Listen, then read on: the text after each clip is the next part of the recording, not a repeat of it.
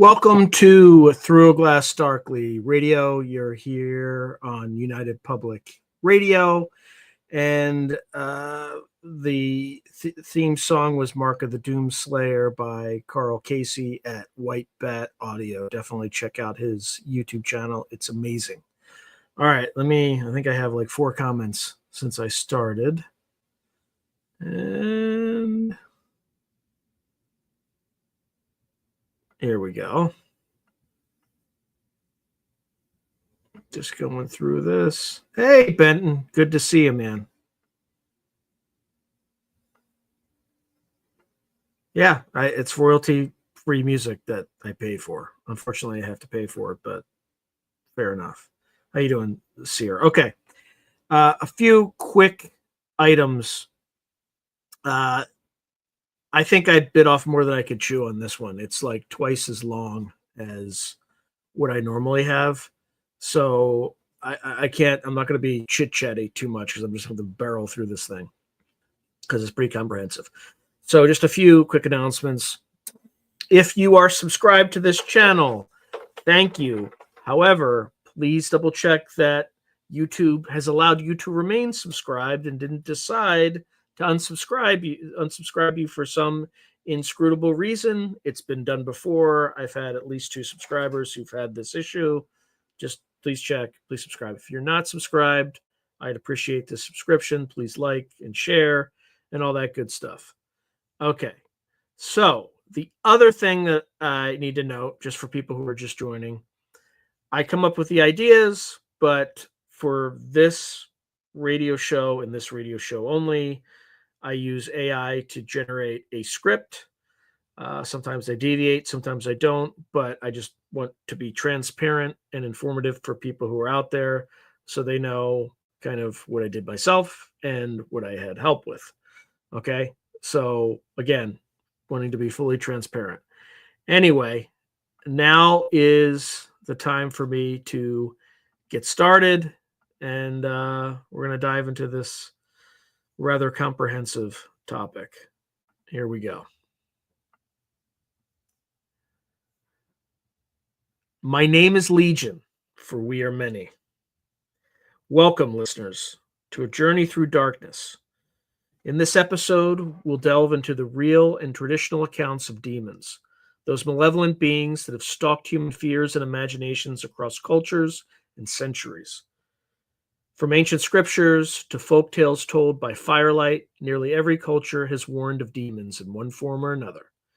These entities have been blamed for our worst nightmares and darkest temptations, born perhaps from humanity's oldest fears of the unknown.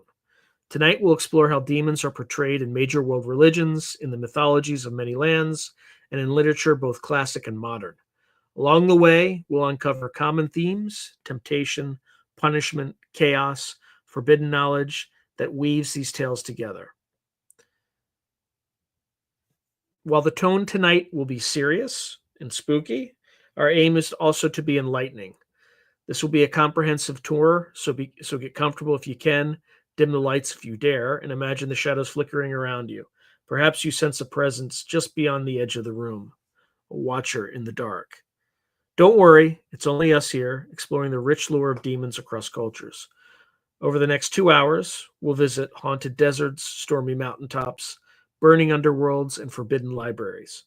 We'll hear ancient voices recount battles between gods and demons, poets giving voice to the devil himself, and whispers of things that lurk beyond sanity. So if you're ready to listen, let's step beyond the threshold. Keep your wits about you and your faith or reason close as we commence Demons Across Cultures, a journey into the demonic. Our first stop, the sacred traditions of the world's great religions, where demons are not mere fiction but real spiritual adversaries. What do Christianity, Islam, Hinduism, Judaism, and Buddhism say about demons? Let's find out and keep an ear open for any demonic laughter echoing in the background.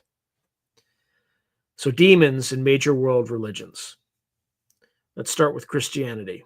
Fallen angels and exorcisms.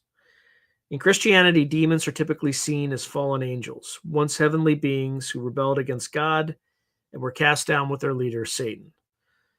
The New Testament describes Jesus Christ driving out many demons, treating them as real entities afflicting humans.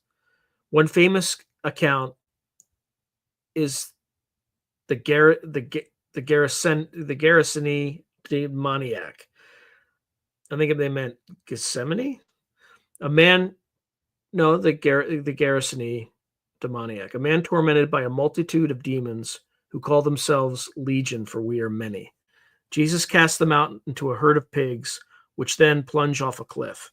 This dramatic exorcism illustrates both Jesus' authority and the chaos demons bring when unleashed. Throughout Christian lore, demons whisper temptations and sow terror. Early monks in the Egyptian desert wrote of doing spiritual battle with devils. These monks recorded that the devil would come to them in frightening or seductive forms, even as a beautiful woman, to tempt them into breaking their vows.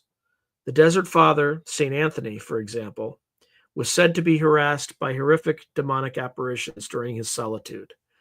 Artists for centuries have imagined St. Anthony in his cave, surrounded by leering goblins and grotesque creatures clawing at him, testing his faith.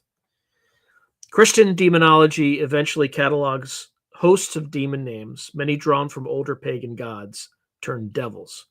Medieval theologians wrote grimoires listing demons like Beelzebub, Asmodeus, and Belial, each with their wicked specialties. All were considered under the command of Satan, the archdemon. Satan himself is often depicted as the tempter, the serpent in Eden who led Adam and Eve astray, and later appearing to Jesus in the wilderness with promises of worldly power.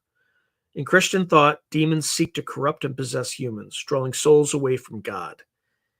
They are adversaries to be fought with prayer, exorcism, and steadfast faith.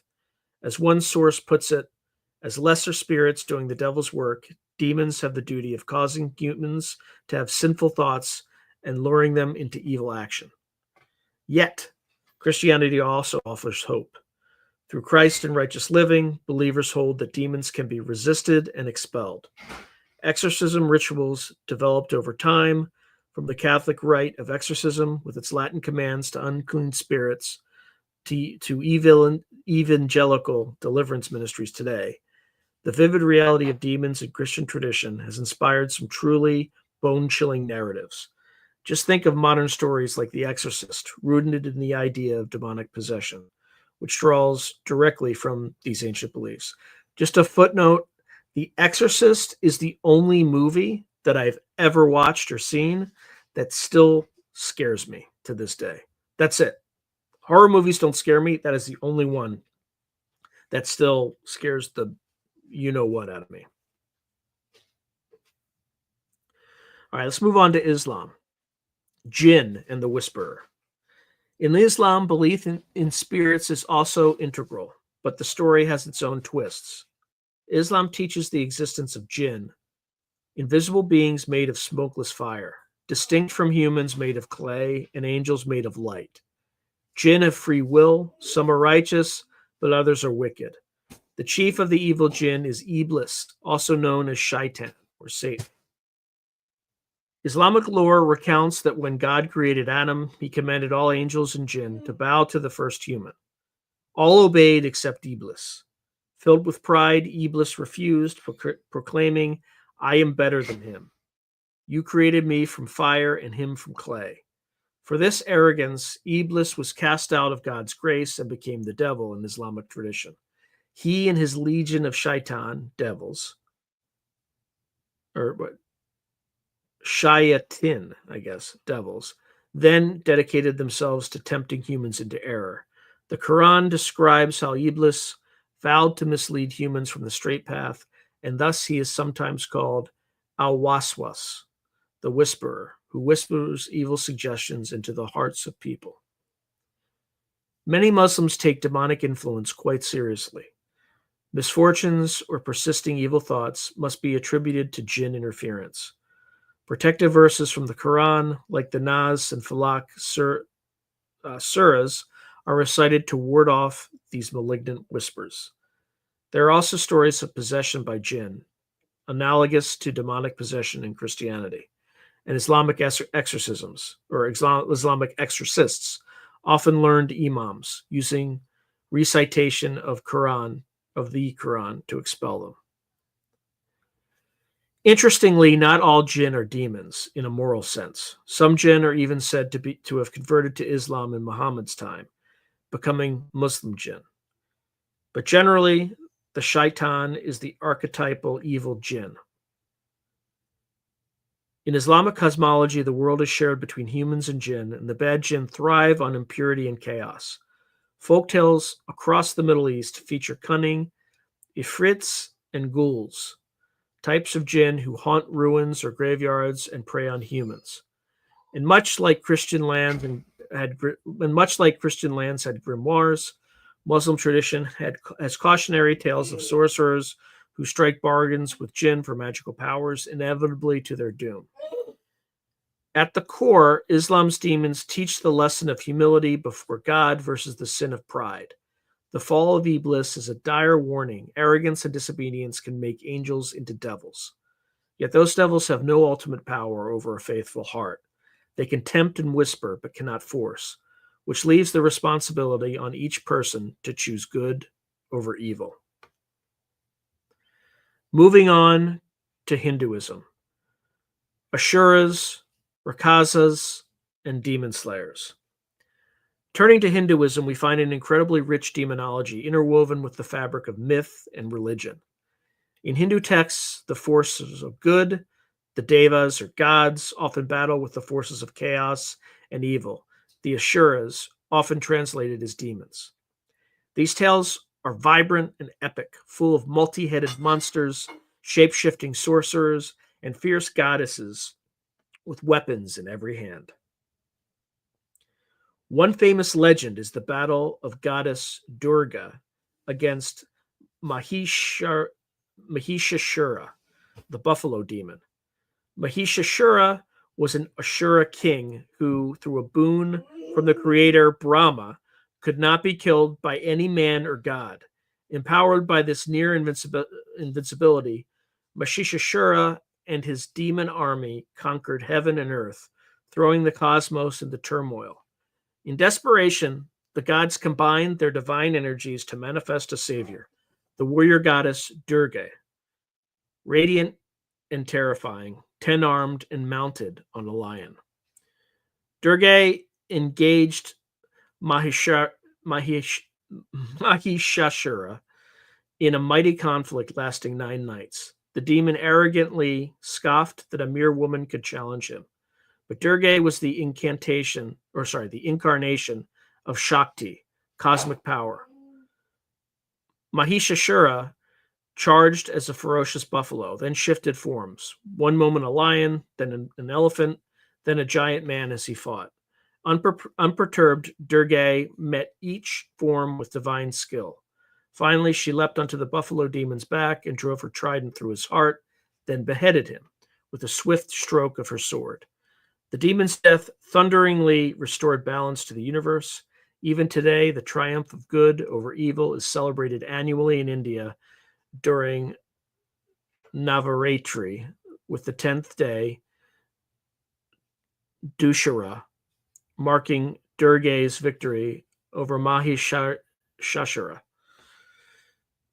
Hindu scriptures and folklore abound with other demon tales. Rama, an avatar of Vishnu, slays the 10-headed demon king Ravana, who abducted his wife Sita. Krishna vanquishes numerous demons, from the child-killing ogress Putana to the serpent Kalia.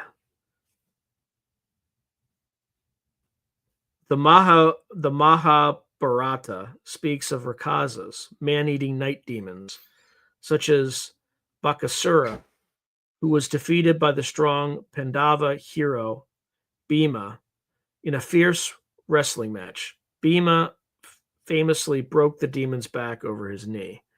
There are serpent demons called Nagas, fire demons like Ahi, the demon of drought, and cunning demonic kings like Kamsa. Each represents a force of a dharma, unrighteousness, eventually overcome by divine intervention or heroic virtue. Interestingly, Hindu demons are not absolutely evil in the Western sense. Often, asuras are portrayed as flawed, power-hungry beings who could perform great penances and earn boons from the gods only to misuse them. Sometimes they even have redeeming qualities.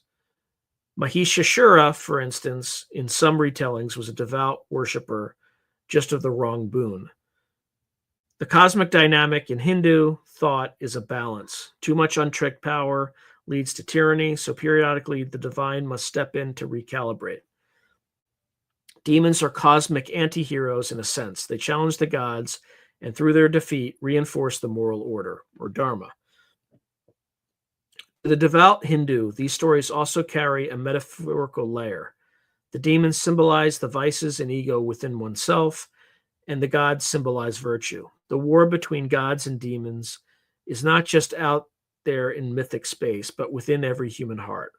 By invoking the goddess or god, like chanting Durga's name or reading scripture, believers seek to conquer the inner demons of anger, greed, and lust.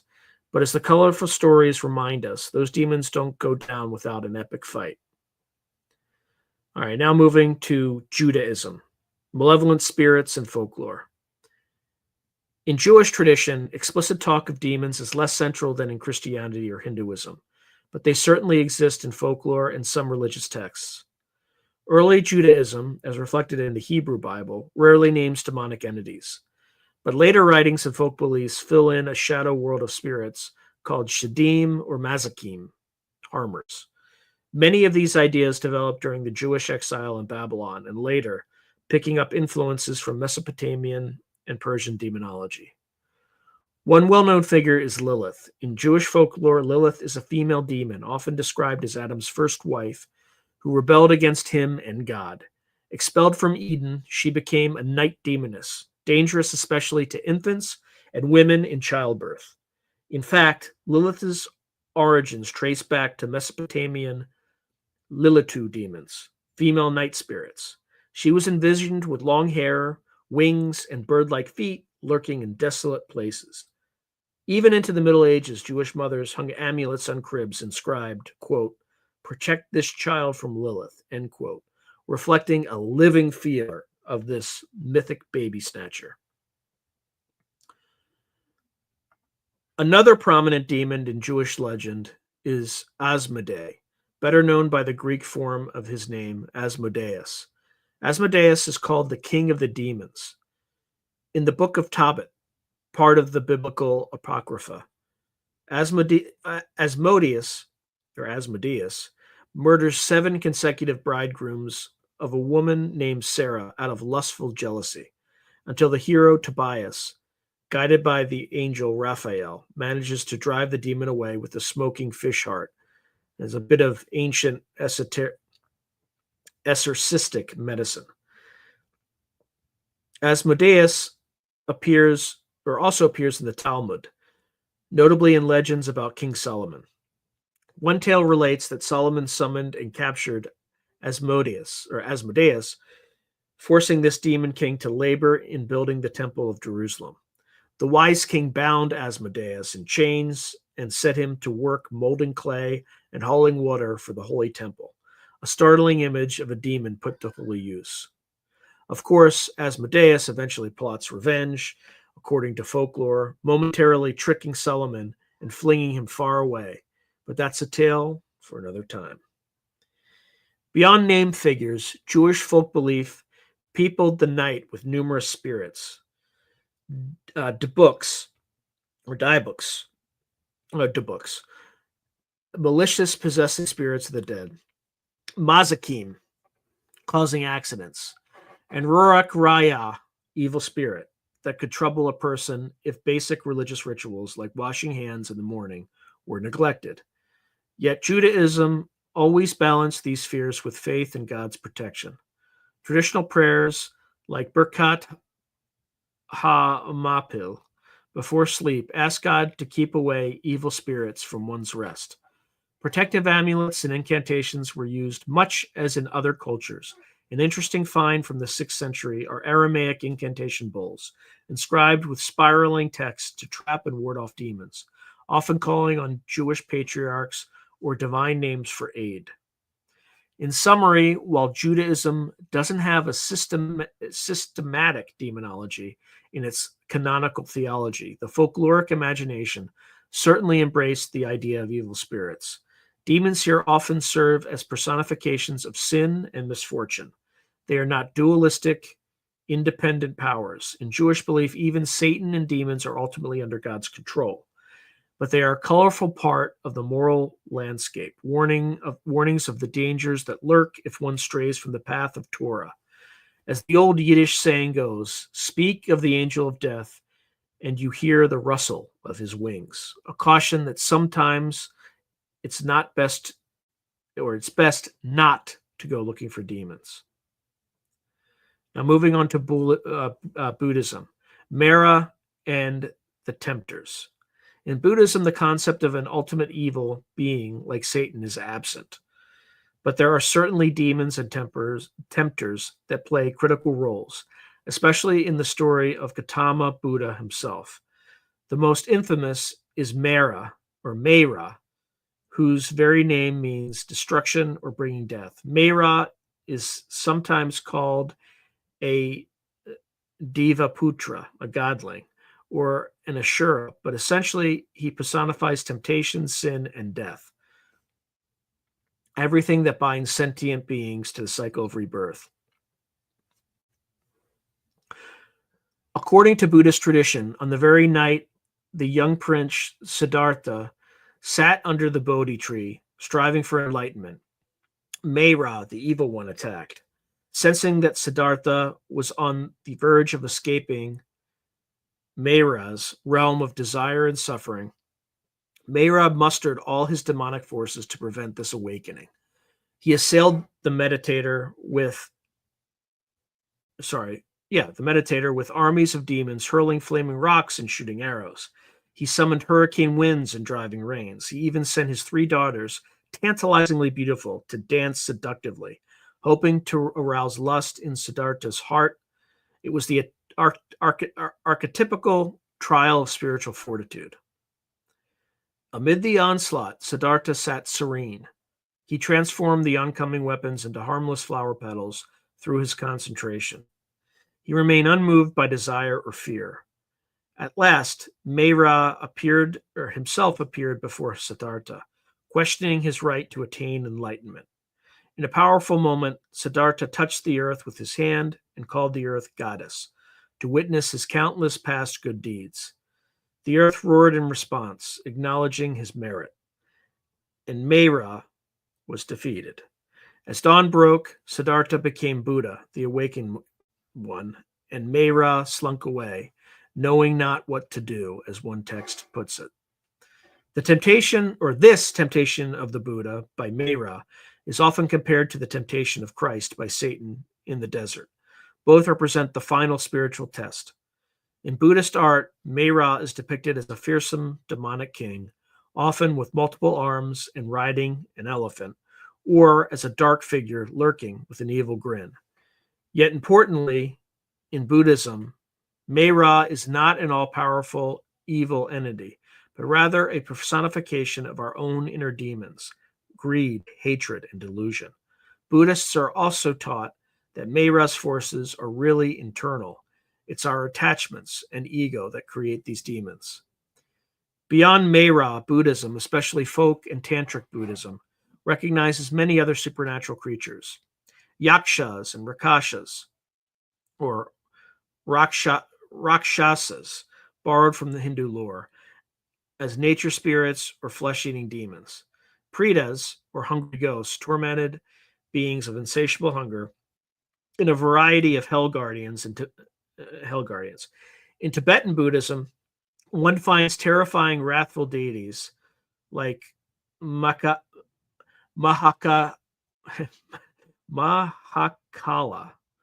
and Yamantaka. They appear demonic with fangs and skull garlands, but paradoxically they are enlightened beings using the fierce appearance to subdue other demons and protect the Dharma. Also, in East Asian Buddhism, the afterlife features demonic wardens under King Yama who punish the wicked in hell realms. Chinese folk Buddhism talks of fearsome judges and executioners in the 10 courts of hell, such as Oxhead and Horseface, 2 infernal guardians with, yes, the head of an ox and the face of a horse, who drag sinful souls to judgment. All these can be considered demons in the sense of frightening spirit beings, though they ultimately serve the moral order of punishing evil deeds. To sum it up, Buddhism treats demons as psychological and moral obstacles. The greatest victory is not vanquishing an external devil, but conquering the demons within, our cravings, our anger, our ignorance. The Buddha's serene smile in paintings, even as hordes of Mara's demons swirl around, is the ultimate symbol of fearlessness and compassion in the face of evil. It's an inspiring image. Even the mightiest demon in the universe fell powerless before the calm of an enlightened mind. We have now walked through the halls of religion, where demons serve as tempters, testers, and cosmic enemies. But demons also roamed freely in the mythologies of many cultures, sometimes overlapping with religion, sometimes in purely folk imagination. In our next segment, we venture into the mythic past, from ancient Greece and Rome to Norse lands, from the cradle of Mesopotamia to the far reaches of Asia and Africa, to meet the monsters and boogeymen of old. Demons in mythology and folklore around the world. Classical antiquity. We're going to talk about Greece and Rome, ancient Greece and Rome. The ancient Greeks didn't have demons in the later Christian sense, but they did have daemones, a word that originally meant divine or semi-divine spirits, which could be either good or bad. Over time, especially in later folklore, some of these took on a more sinister character, closer to what we'd call demons. Greek mythology is teeming with monstrous figures that served as personifications of human fears. One chilling example is Lamia. According to myth, Lamia was once a beautiful queen of Libya and a lover of Zeus. When Zeus's jealous wife, Hera, caused Lamia's children to die, the grief drove Lamia mad. She became a child-eating monster, lurking in the night to devour other women's infants out of envy and rage. Later storytellers described Lamia as a serpentine being, woman above the waist, serpent below, with a horrible face that could bewitch or terrify. Greek mothers would warn misbehaving children, "Be good, or Lamia will snatch you after dark." In fact, Lamia's name became synonymous with a type of night demon or boogeyman or boogie woman. She was said to steal children from their cribs and drink their blood. Some legends even gave her the curse of never being able to close her eyes, condemning her to eternal wakefulness and sorrow. Zeus, pitying her, supposedly allowed Lamia to remove her eyes to get some rest. A gruesome image indeed. The Greeks also spoke of Empusa, a shape-shifting she-demon in the train of the goddess Hecate.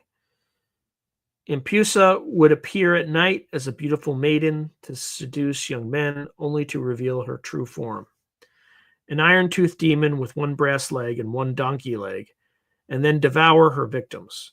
She and similar female spirits, the Mormo and Striges, were essentially early vampire figures, preying on human flesh and blood. Meanwhile, the underworld of Greek myth had its share of demon-like tormentors.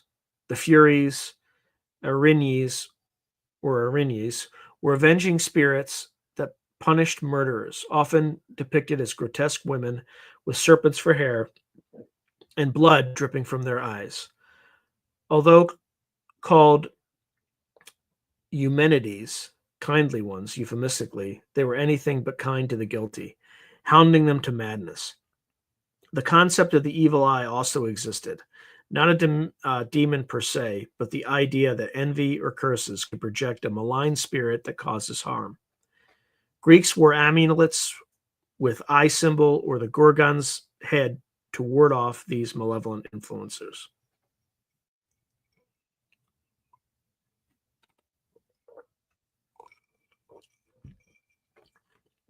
For the Romans, many Greek ideas carried over, often just Latinized names. The Latin word daemon was used for spirit, neutral. But in folklore, larvae or lemures referred to unquiet dead souls that became malignant ghosts, basically demons that haunted the living. Every May, the Romans held the Lemuria festival, where heads of households would toss black beans around at midnight and recite incantations to banish the evil spirits of the dead. With these beans I redeem me and mine, hoping the lurking specters would gather the beans and depart. The paterfamilias would also clang bronze pots, shouting for the Lemures to leave. It was a ritual of public exorcism of ghosts. Also, interestingly, later Roman and Greco-Egyptian magical tradition gave us the idea of the incubus and succubus, demons that sexually prey on sleepers. The incubus, a male demon, and succubus, a female demon concept, likely emerged as an explanation for nightmares and nocturnal emissions. An ancient Roman might blame a faun or Pan, who's a goat-footed satyr, often linked to the Green Man, for such nighttime assaults. Notice how the iconography of a horned, goat-like demon molesting people took shape, an image that centuries later would attach to the Christian devil. So in classical myth, while there isn't a single devil figure at war with the gods, the Greek god had the Titans as adversaries, but those were more elder gods than demons. There were countless lesser demons and spooks that made life interesting and scary for everyday people.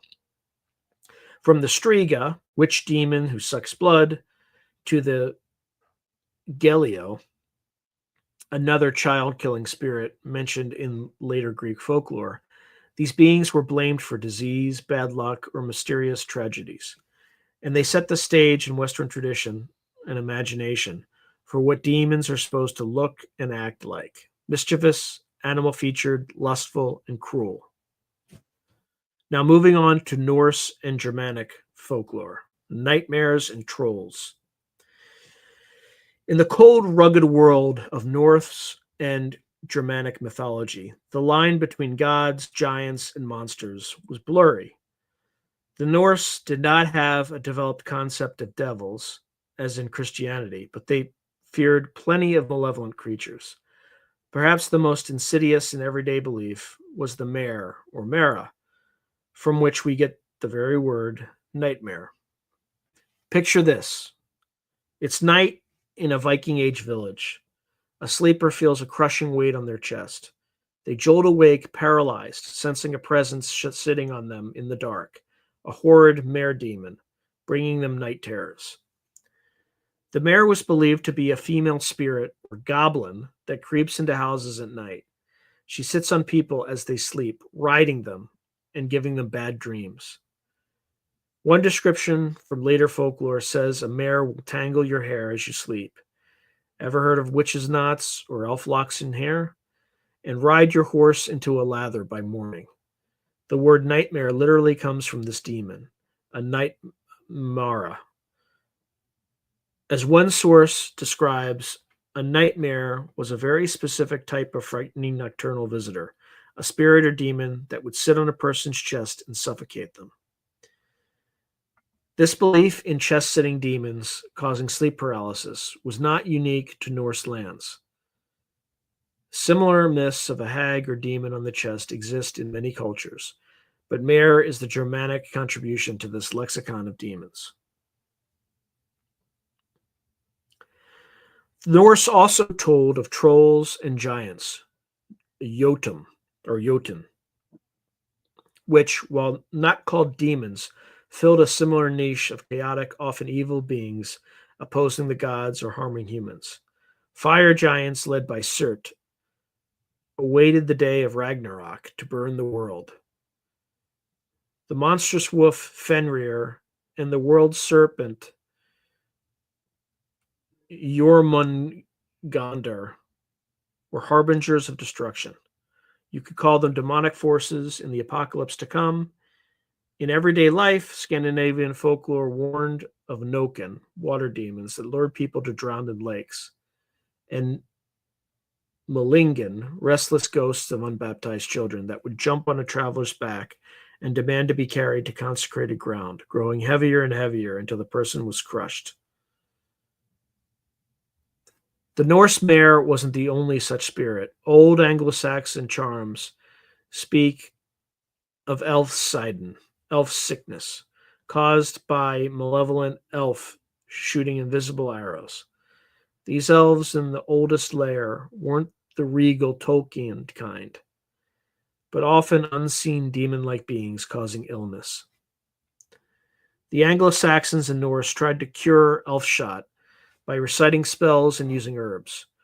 Over time, Christian influence would label many of these pagan spirits as devils and attribute sickness to literal demons or witches consorting with them.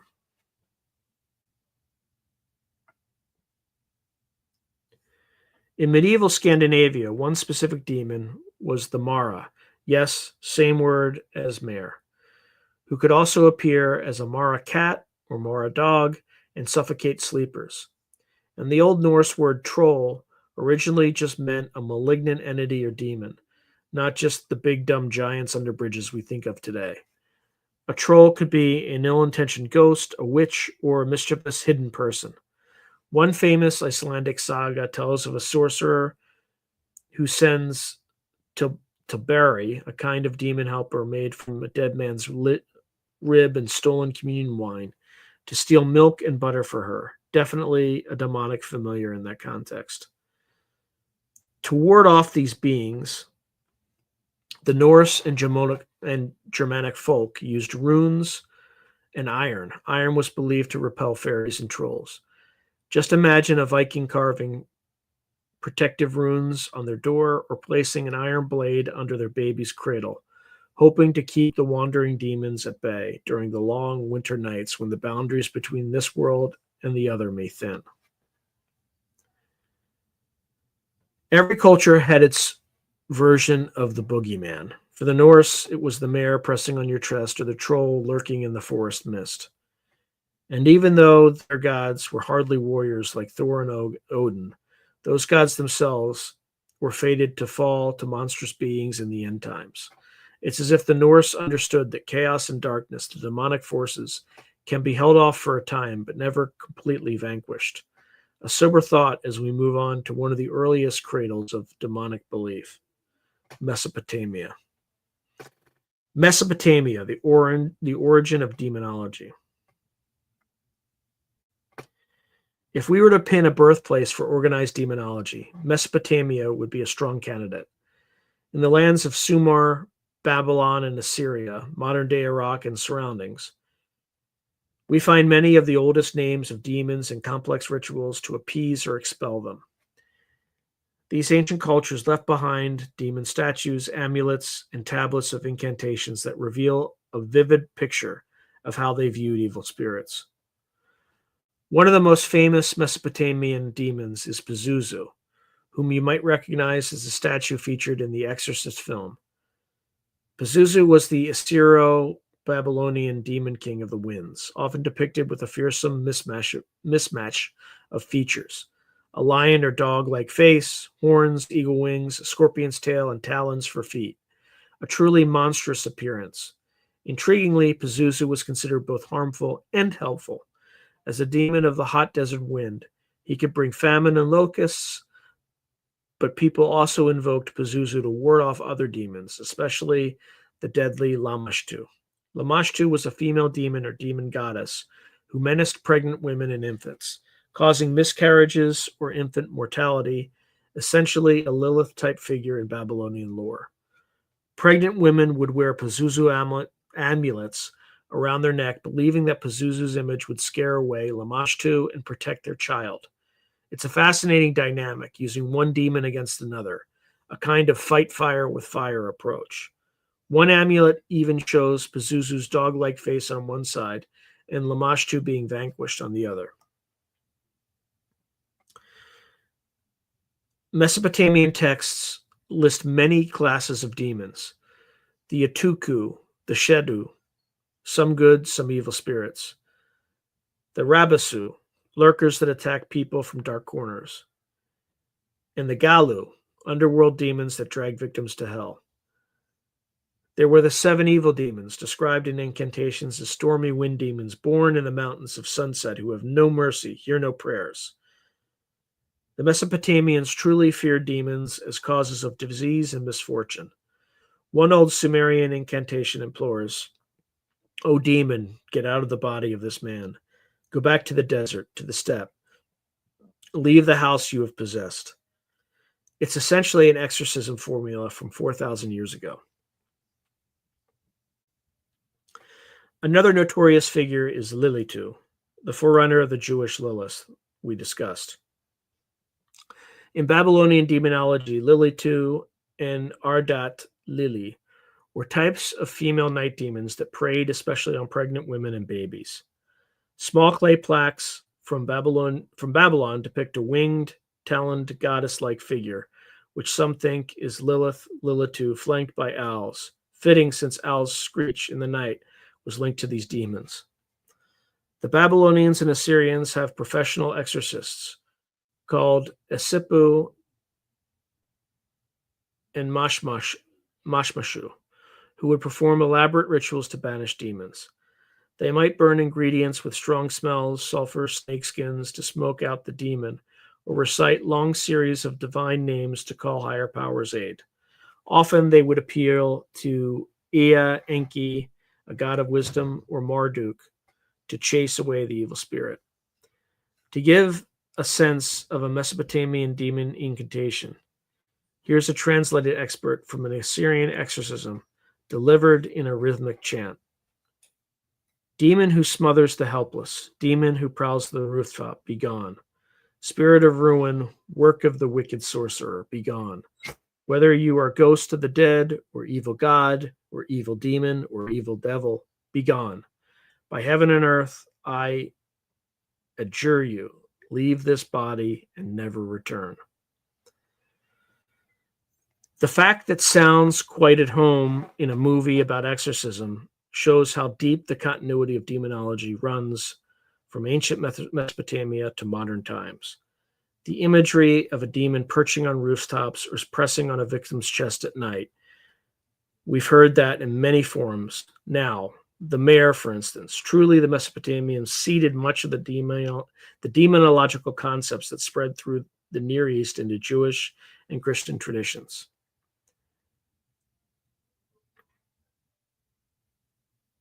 As a final Mesopotamian example, consider the Galu demons.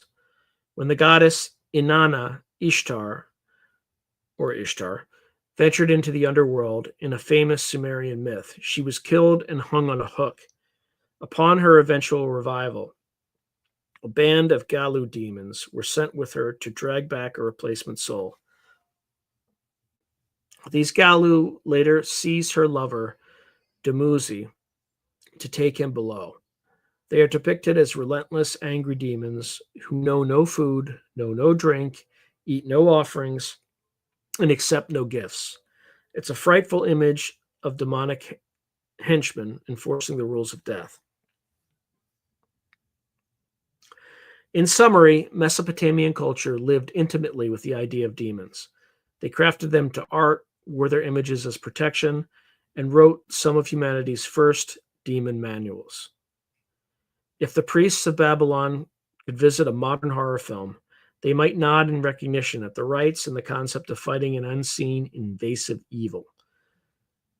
And they might tell us we're casting out devils long before it was cool. Moving on to Japan, Oni and yokai of the night. Now let's travel to the east, to Japan, a land where folklore is alive with a parade of spirits known as yokai. Among these, the archetypal Japanese demon is the Oni. If you've seen images of Japanese festivals or know theater masks, You've likely seen an oni, a giant horned ogre-like creature with wild hair, sharp claws and tusks, often red or blue in color, wielding a spiked iron club, the notorious Kanabo. Oni are the personification of bad fortune and disaster. When things go wrong on a grand scale, people might say, an oni did it. In Japanese myth and art, oni are depicted as fearsome, brutish demons that love to cause mayhem. Earthquakes, plagues, and wars were sometimes attributed to rampaging oni. They are generally malevolent, though there are a few stories of reformed oni who convert to Buddhism and even guard temples. Japanese Buddhism holds that even demons can seek salvation. Oni are said to originate from the souls of extraordinarily wicked humans or from transformed evil kami or spirits. They often dwell in remote mountains, caves, or the underworld, coming down to terrorize human settlements. One classic legend is that of Shuten Doji, an Oni king who lived in a lair on Mount Oi. He and his band of Oni would kidnap maidens from the capital in Kyoto and devour them. The hero, Minamoto Raiko, and his warriors, with aid from the gods, infiltrated Shuten Doji's lair disguised as priests. They piled the drunken demon king with enchanted sake. When Shuten Doji passed out, they cut off his enormous head, which then sprung back to life, biting Raiko's helmet in a final act of rage before dying. To this day, the tale of Shuten Doji is one of Japan's most famous demon-slaying epics. Japanese folklore also gives us many yokai that, while not demons in a strict theological sense, act very much like them, tricking, scaring, or punishing humans. For example, the Yuki-onna, snow woman, is a beautiful ghostly figure who appears in blizzards to lead travelers astray to icy deaths. The kappa, a reptilian river imp, lurks in ponds to drown the unwary, unless appeased with cucumbers. The Napara is a faceless ghost that scares people by appearing first as a human, then wiping its face away to a blank. Japan has a wonderfully imaginative bestiary of such creatures. A notable category are tsukumogami, household objects that come to life after 100 years, sometimes turning into mischievous spirits or demons. So an old umbrella could become a hopping one-eyed umbrella yokai, kasa obaki, or a broken lantern becomes a ghostly chokin obaki with a long tongue. While often playful in modern depiction, these could be eerie, a reminder that even everyday things can harbor spirits. Despite the variety, oni remain the iconic symbol of evil in Japanese culture. During Setsuban, the spring bean throwing festival, people put on oni masks and others chant Oni wa soto, fuku wa uchi. Devil's out, good fortune in. How'd I do, Benton? Was my Japanese accent atrocious? Anyway, while throwing roasted soybeans to drive away any bad spirits from the house, households literally practice a yearly mini exorcism in a fun way. In Japanese Buddhist cosmology, oni are also the torturers in hell, jigoku. After death, sinful souls might find themselves at the mercy of ferocious oni, who saw them,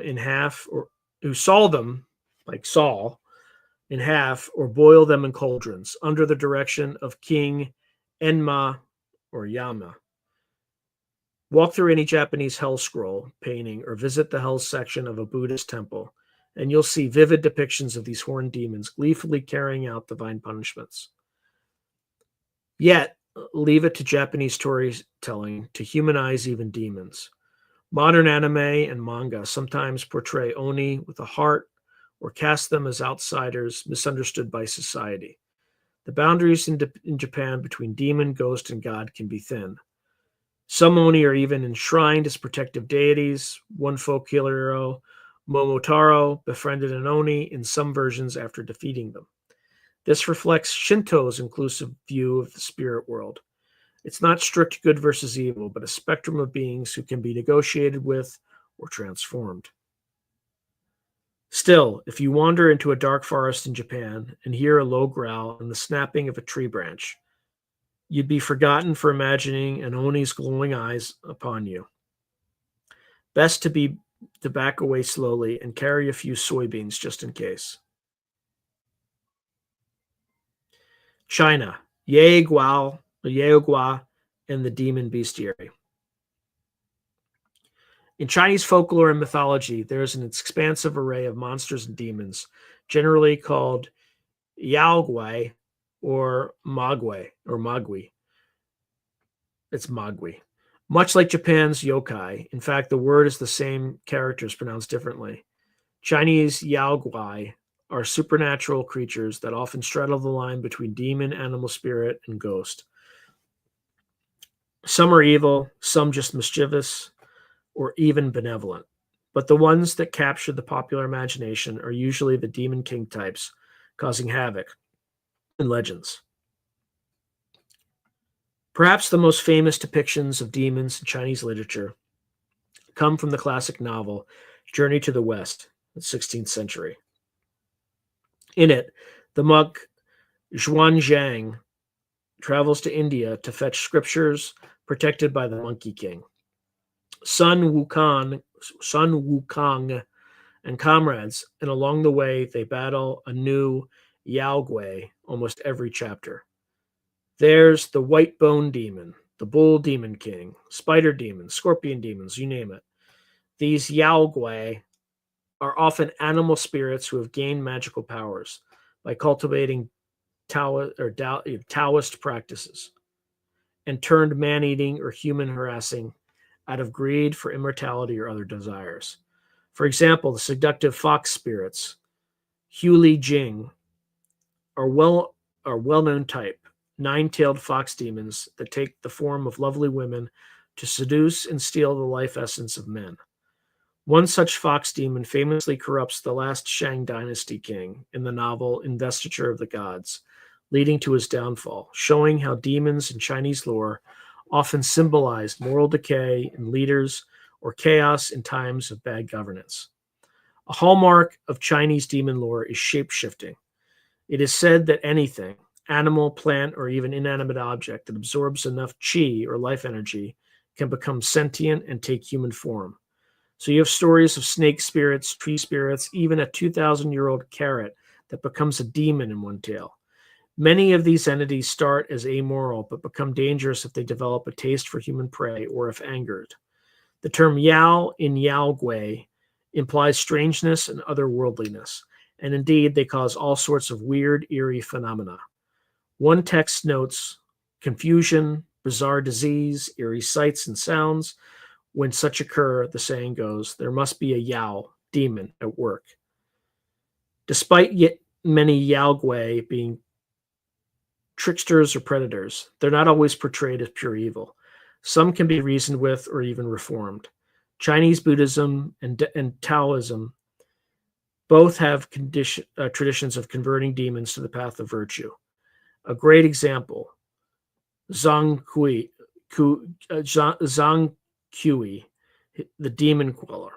He is a deity in folklore who commands an army of little demons to hunt down greater evil spirits, kind of like a demon who fights demons. It's kind of like Omar, the guy in The Wire that robs drug dealers. Legend says he was a scholar who committed suicide unjustly, and the king of hell, moved by his loyalty, made him a demon-catching judge. Now his fierce image, big beard, bulging eyes, brandishing a sword, is painted on doors to scare away wandering ghosts each Lunar New Year. And then there are the straight-up underworld denizens. Daiyu, the Chinese hell, is depicted as a bureaucratic prison with multiple levels, each ruled by a judge and staffed by demons inflicting specific tortures, a concept imported from Indian Buddhism and mixed with native ideas. The aforementioned ox head and horse face are the classic heavies. These two demons, one with a bull's head and the other with a horse's face on a human body, are the gatekeepers of hell, who capture the souls of the dead and present them to King Yama. If you were bad, you might meet demons who pull out tongues for liars, saw bodies for those who cause division, and so on. A moral lesson in gruesome packaging. Chinese folk practices to avert demon trouble include fu talismans. They're strips of yellow paper with red ink charms, often burned and the ashes ingested or affixed for protection. Loud firecrackers to scare spirits away, and the use of Taoist swordsmanship with peachwood swords. Peachwood is believed to repel evil. During the Hungry Ghost Festival in the 7th lunar month, people make offerings to placate wandering ghosts and minor demons so they won't cause trouble. It's interesting to note a distinction. The word mo in Chinese specifically refers to demons in the religious moral sense, like Mara in Buddhism is called Mo Wang, demon king, whereas Yao refers to spirit monsters more broadly. So a devout Buddhist might speak of FOMO, Buddha demons, as inner or outer obstacles to enlightenment, whereas a villager might speak of some Yao causing their cow to get sick. Both are demons in translation, but context differs. To wrap up our chore of Chinese demonology, envision a modern or a moonlit Chinese village centuries ago. Paper lanterns flickering. In the dark beyond the houses lies the unknown. Maybe a fox demon slinking in the shadows, or a Huli Jing in the guise of a dazzling maiden at the crossroads, or a Jiangshi hopping vampire, stiffly bounding after a victim with outstretched arms, or stiffly bounding after a victim with outstretched arms. Every rustle in the bushes could be something supernatural. Small wonder people stuck together at night and consulted the local Taoist priest to perform rituals if a strange occurrence befell them. The baleful influence of Yang Guai was a common explanation for the inexplicable. Yet, unlike purely evil fiends, many Yaoguai had motivations and personalities. Some were even humorous or pathetic. This rich tapestry has kept these stories alive, reimagined in opera, novels, and now movies and games.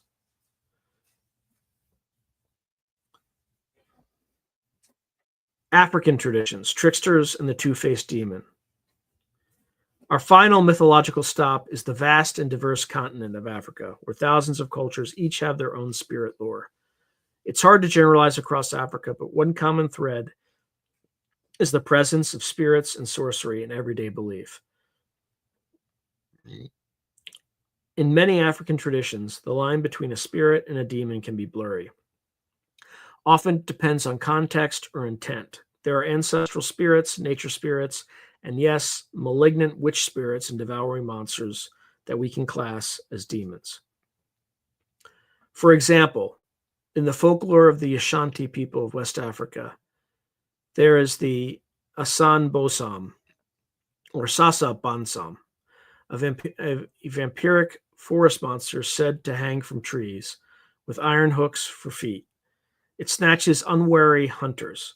In East Africa, Tanzania, and Zanzibar, there's the infamous Popobawa, a shape-shifting bat-like demon who is said to attack people at night, assaulting them and instilling terror. Interestingly, Popobawa panics have been recorded even in recent decades, a modern urban legend demon that causes whole villages to stay up at night around fires keeping watch. The Popobawa is often associated with a sulfurous smell, and is said to be a vengeful spirit, possibly unleashed by a sorcerer. It's a great example of how traditional demon beliefs adapt. Some scholars think Popobawa stories express social anxieties in times of stress, yet to locals, the fear is very real. People have described being sat on or choked by this invisible creature, which sounds again like that universal phenomena of sleep paralysis interpreted through culture. Another chilling being comes from southern Africa, the Tokoloshi in Zulu and Xhosa folklore. Tokoloshi are like small gremlin-like demons, often invisible, that witch doctors send to vex enemies. A Tokoloshi might bite a person's toes off at night or cause illness and discord. Traditional advice says to raise your bed on bricks so a Tokoloshi can't easily reach you as you sleep. Let me share a particularly intriguing legend from Central Africa, particularly Angola, the tale of the Kishi. The Kishi is a two-faced demon, literally, a creature with one face of a charming, handsome man and another face of a ferocious hyena on the back of his head, hidden by his hair. By some accounts, the human face lures unsuspecting victims, usually young women, with smooth talk and charisma. But once alone, the hyena face at the back emerges with slavering jaws to devour the victim. The Kishi embodies the ultimate warning that evil can be deceptive.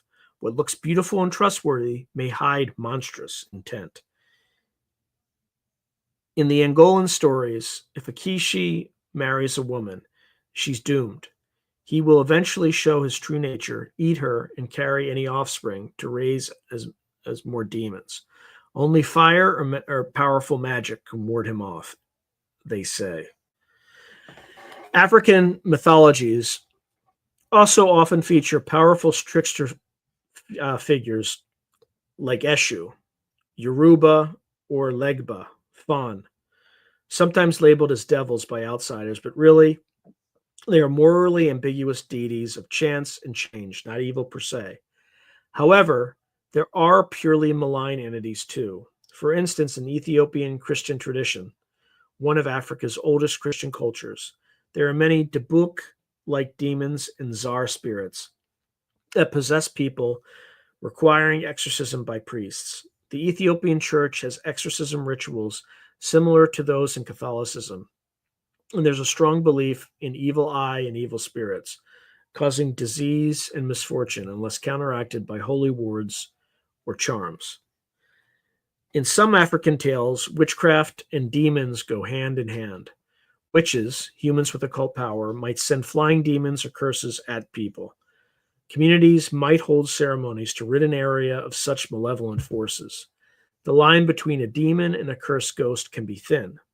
For example, the Igbo people speak of Agbanji, evil spirits that are born as children and die young repeatedly to torture their parents.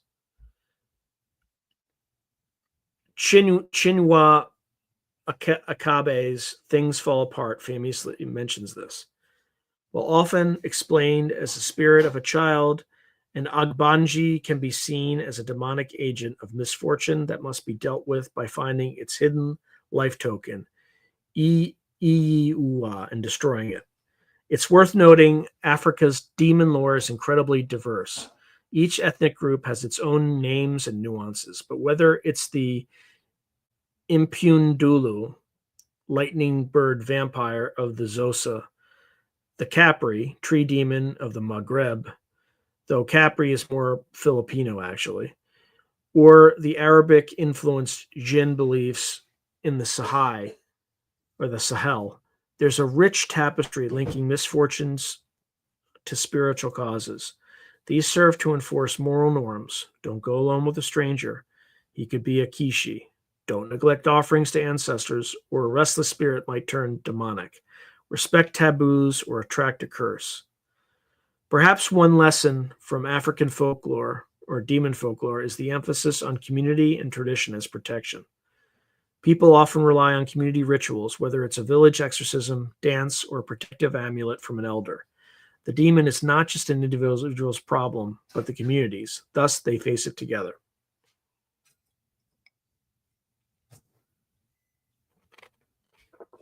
And so, in an African village, the approach of night might be met with drumming and song, both to honor the good spirits and to drive away the evil ones that thrive in silence and fear. Through collective celebration and noise, They say to the lurking demons, "You have no power here among our unity." We have journeyed far and wide, from the demons of scripture to the monsters of myth. It's astounding how many different forms demons can take. Yet certain threads connect them all. This leads us to our next exploration: thematic overlaps and symbolic meanings behind these demonic tales. What do demons mean? Why do so many cultures personify evil in these ways? And what common human concerns do they reflect? Let's step back and analyze the big picture themes that our tour has revealed, and how demons, in whatever form, often reflect facets of the human condition. All right, I'm going to take, I have 31 pages here, and this is page 19. So I'm going to take a break. We're going to go to questions because we have a little bit less than an hour left, but I think I'm pacing pretty well. Hopefully, I didn't lose anybody. I just have to find where the comments start, which might be pretty far back. Here we go. All right, everybody's saying hi to Gray Al.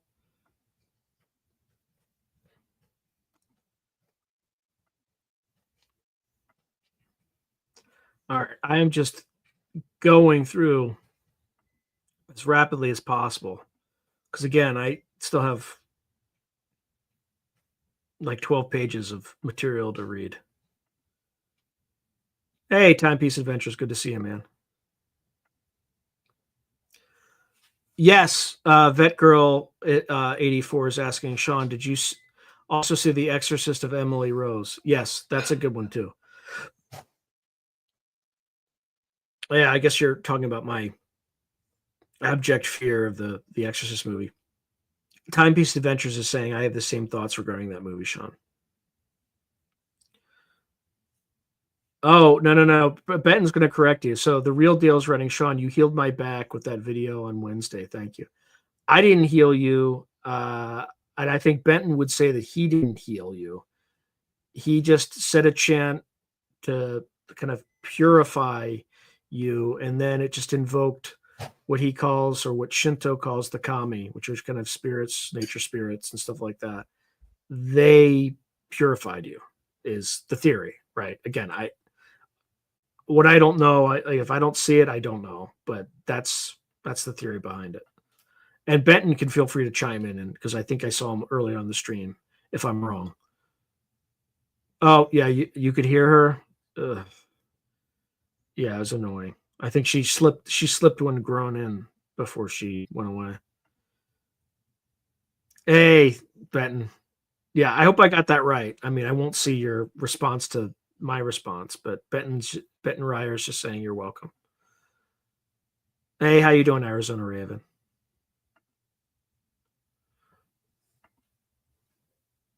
Mac, sorry I didn't get a chance to say. How you doing? Good to see you. Hey, Scott Mitchell. So he just writes, sorry a bit late, really loving the channel. Scott in I guess Manchester. I don't know. MK UK. Hey, thanks for watching, Scott. I appreciate you. Okay, so Benton Ryer saying infinite knots work better. Yeah, I don't know what that is, but okay. Raven 4121 is saying I'm reading Final Events in the Secret Government Group on demonic UFOs and the afterlife. Any comments? Yeah, it's a good book. I would love to interview Nick Redfern, who is the author of it, but he's kind of gone dark for some reason. I only see him doing interviews on the History Channel. Also, that's about the Collins Elite, which is the secretive government group that thinks UFOs are demonic in some sense. But yeah, it's a good book. It's a must read. I would agree. Okay. Hey, good to see you, Johnny Topside.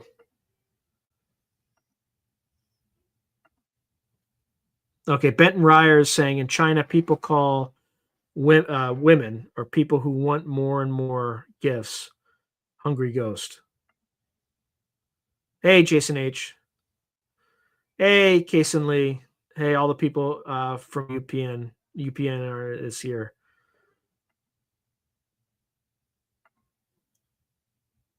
Okay. Just going through again. If I don't say your stuff out loud, my apologies. I'm just trying to get through. Hey, Spiritual Ascension, good to see you.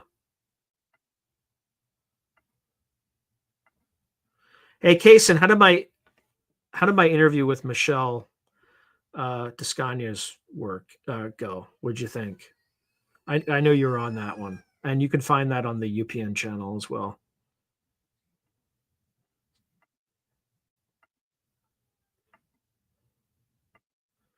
All right, sorry, I'm going as fast as I can.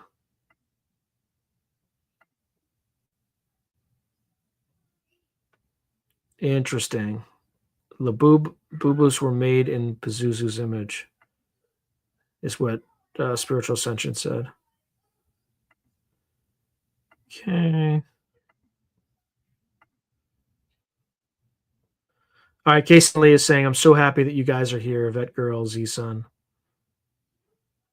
Vet Girl 84 is saying, happy you're here too, Kason. And Kason Lee is also saying, and Jason and Benton. And yeah, Kason is here most weeks, Vet Girl. And he writes Vet Girl, I'm often here. Kason Lee is saying, I know Oni from the 90s game. Oni. Vet Girl 84 is, I can't remember the place. I knew Oni from video games, Digimon, animations, books, Supernatural, Sam and Dean.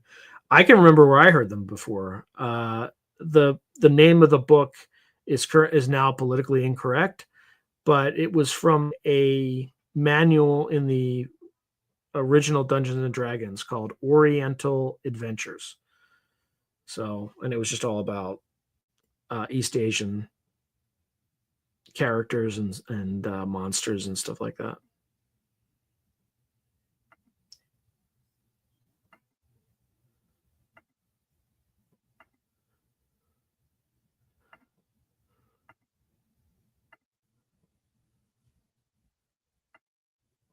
And again, I'm just trying to get through this for people who are listening. Just bear with me. Thank you, everyone. I'm like overwhelmed by the comments, so I very much appreciate you all. Okay, so Jason H is like, think that the origin of symbolism in the bedhead scene is Godfather.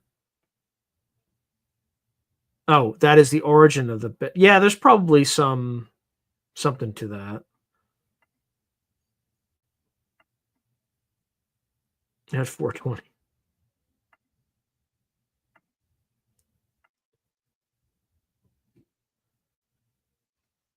Yeah, Harry Carey. Unaliving oneself by slashing their belly with sword. Spiritual Ascension is writing Yowies like Bigfoot and Mogwai like Gremlins. Yeah, Kason Lee is saying samurais do that. Harry Carey, when their reputation goes down the John. Yeah, that is seppuku. That's when they like stab themselves in the belly. What's the other one? I can't remember.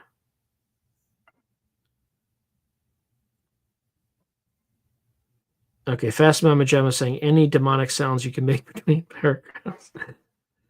No, but my daughter can. Okay.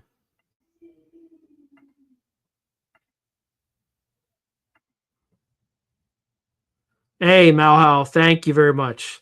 Please share, like, subscribe, and if you are subscribed, make sure you're still a subscriber and YouTube didn't unsubscribe you because they tend to do that. Yeah, I don't do it. My daughter does when she kind of interferes. All right, so Spiritual Ascension is writing witches always be getting grouped together. You got your light and your dark just with anything. White witches don't dabble with demons.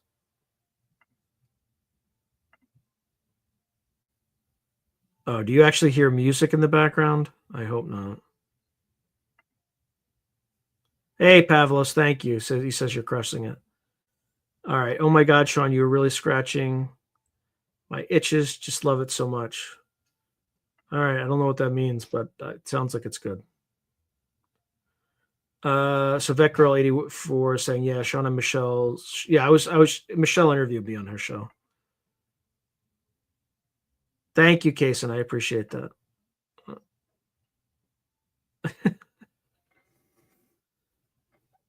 Yeah, it was good back in the day. I think it's been kind of ruined recently. So Vet Girl 84 is saying, oh my God, now hold on.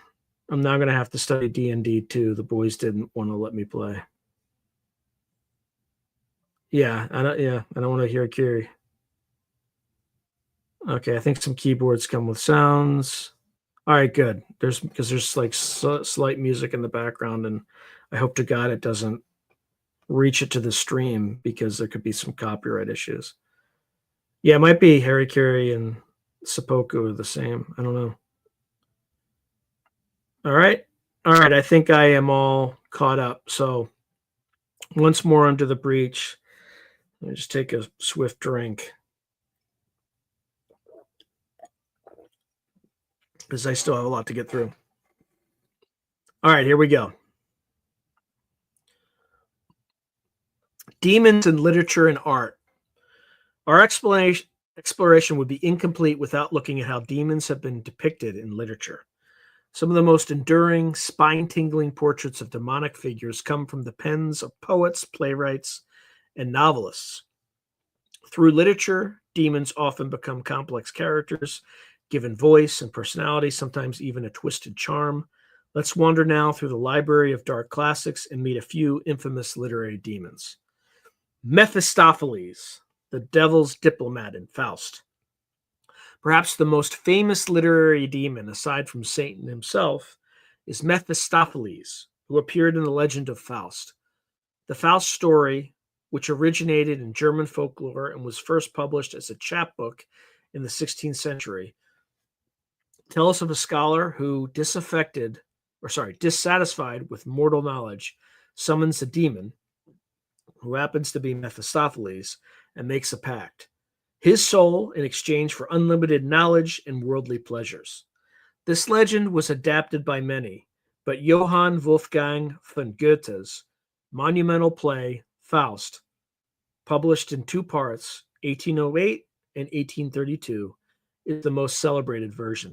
By the way, in my essay that got me into Stanford, I quoted Johann Wolfgang von Goethe. He had some saying like, censor does much, but encouragement does more. Encouragement after censor is like the sun after the shower or after a shower, something like that.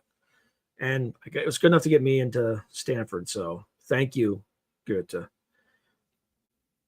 Goethe's Mephistopheles is no mindless monster. He's witty, urbane, and deeply cynical. He calls himself part of that power which wills evil and works good. In a famous scene, Faust asks the demon who he is. Mephisto replies with a cryptic, chilling epigram. I am part of that power which eternally wills evil and eternally works good. The line encapsulates Mephistopheles' role. He is a negative force, a tempter and destroyer. Yet in the grand scheme, unknowingly, he drives Faust towards enlightenment and salvation. Goethe's portrayal is nuanced. Mephistopheles is at times comical, charming, even likable in his frankness about human folly. But he is also terrifying when roused, a being who could summon witches and shapeshift, who sneers at love and spiritual values. Faust signs his pact with blood, and Mephisto takes him on a wild journey, from seducing an innocent girl with disastrous consequences to conjuring illusions in an emperor's court. Throughout, Mephistopheles needles Faust, exploiting his weaknesses. Yet he also oddly educates Faust by pushing him to extremes.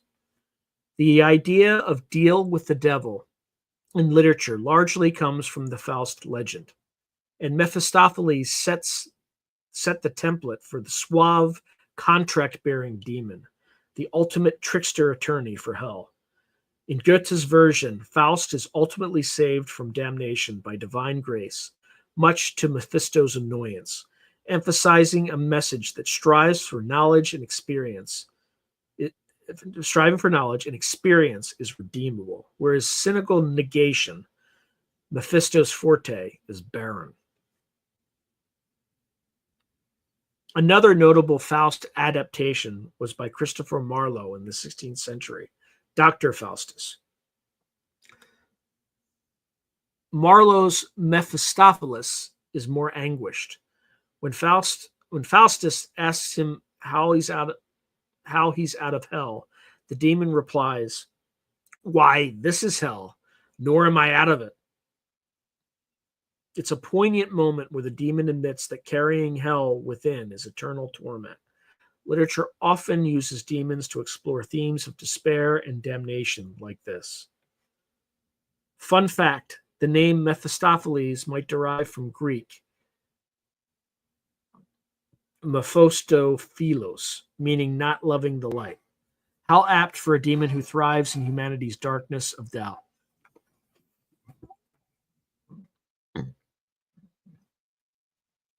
Mephistopheles has since appeared in countless works, from operas, in Gounod's Faust, he sings a devilish aria, to modern novels.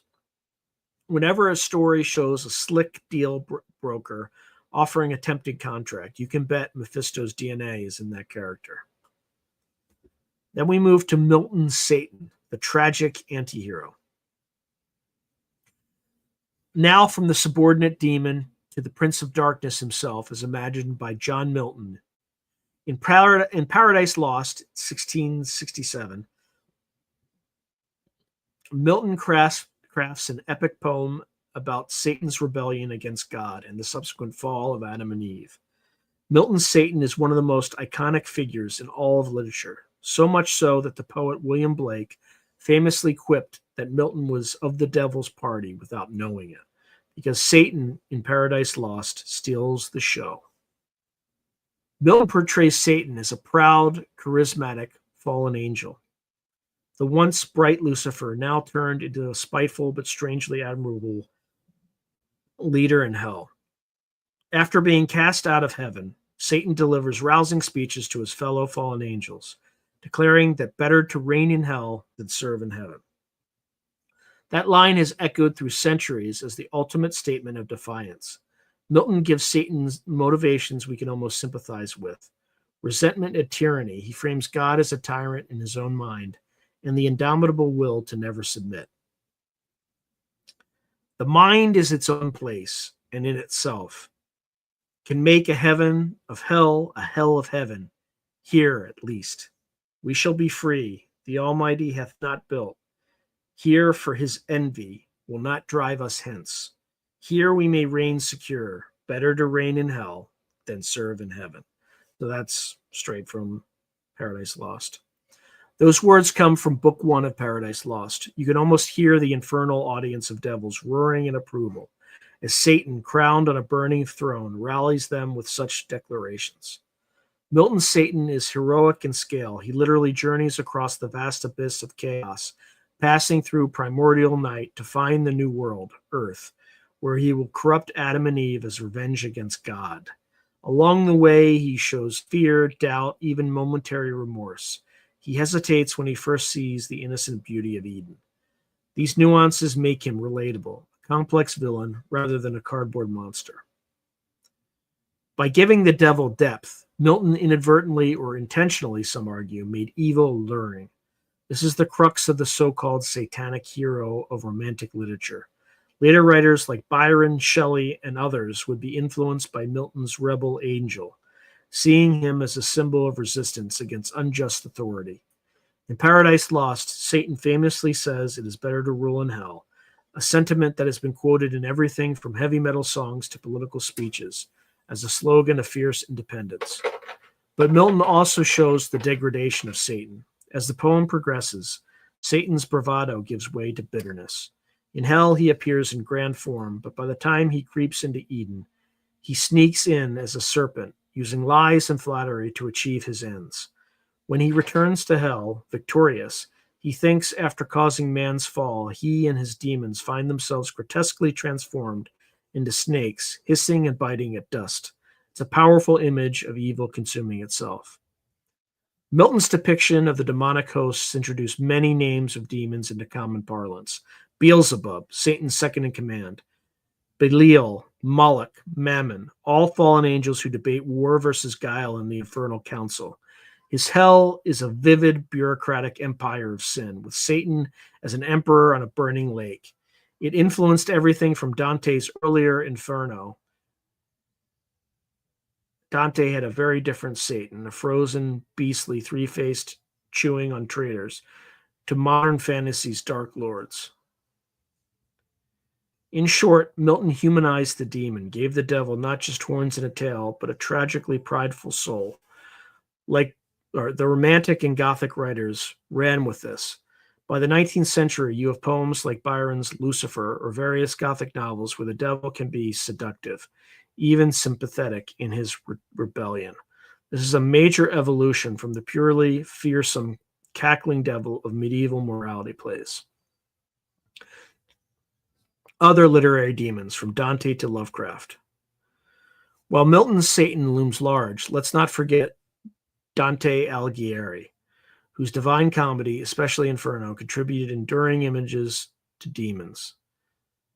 Dante populates the circles of hell with many demoniacal wardens. In the Inferno, Dante and Virgil encounter the Malebranche, evil claws, a squad of horned devils with black wings who guard the pit of corrupt politicians. These demons have names like Barbaricia and Scarmiglione, and Dante describes them almost comically at first. One farts as a signal to his comrades. Yes, Dante had toilet humor. Yet they are cruel too, pitching souls into boiling tar and hooking any that try to surface. Dante's imaginative geography of hell, with demons assigned to punish the various sins, set a precedent for later visual art and literature's portrayal of demonic torment. His Satan, however, is not the charismatic, Miltonic kind, but a grotesque giant trapped in ice, eternally chewing traitors, a mindless engine of destruction at the bottom of the universe. At least he mindlessly chews on traitors, the worst possible human beings.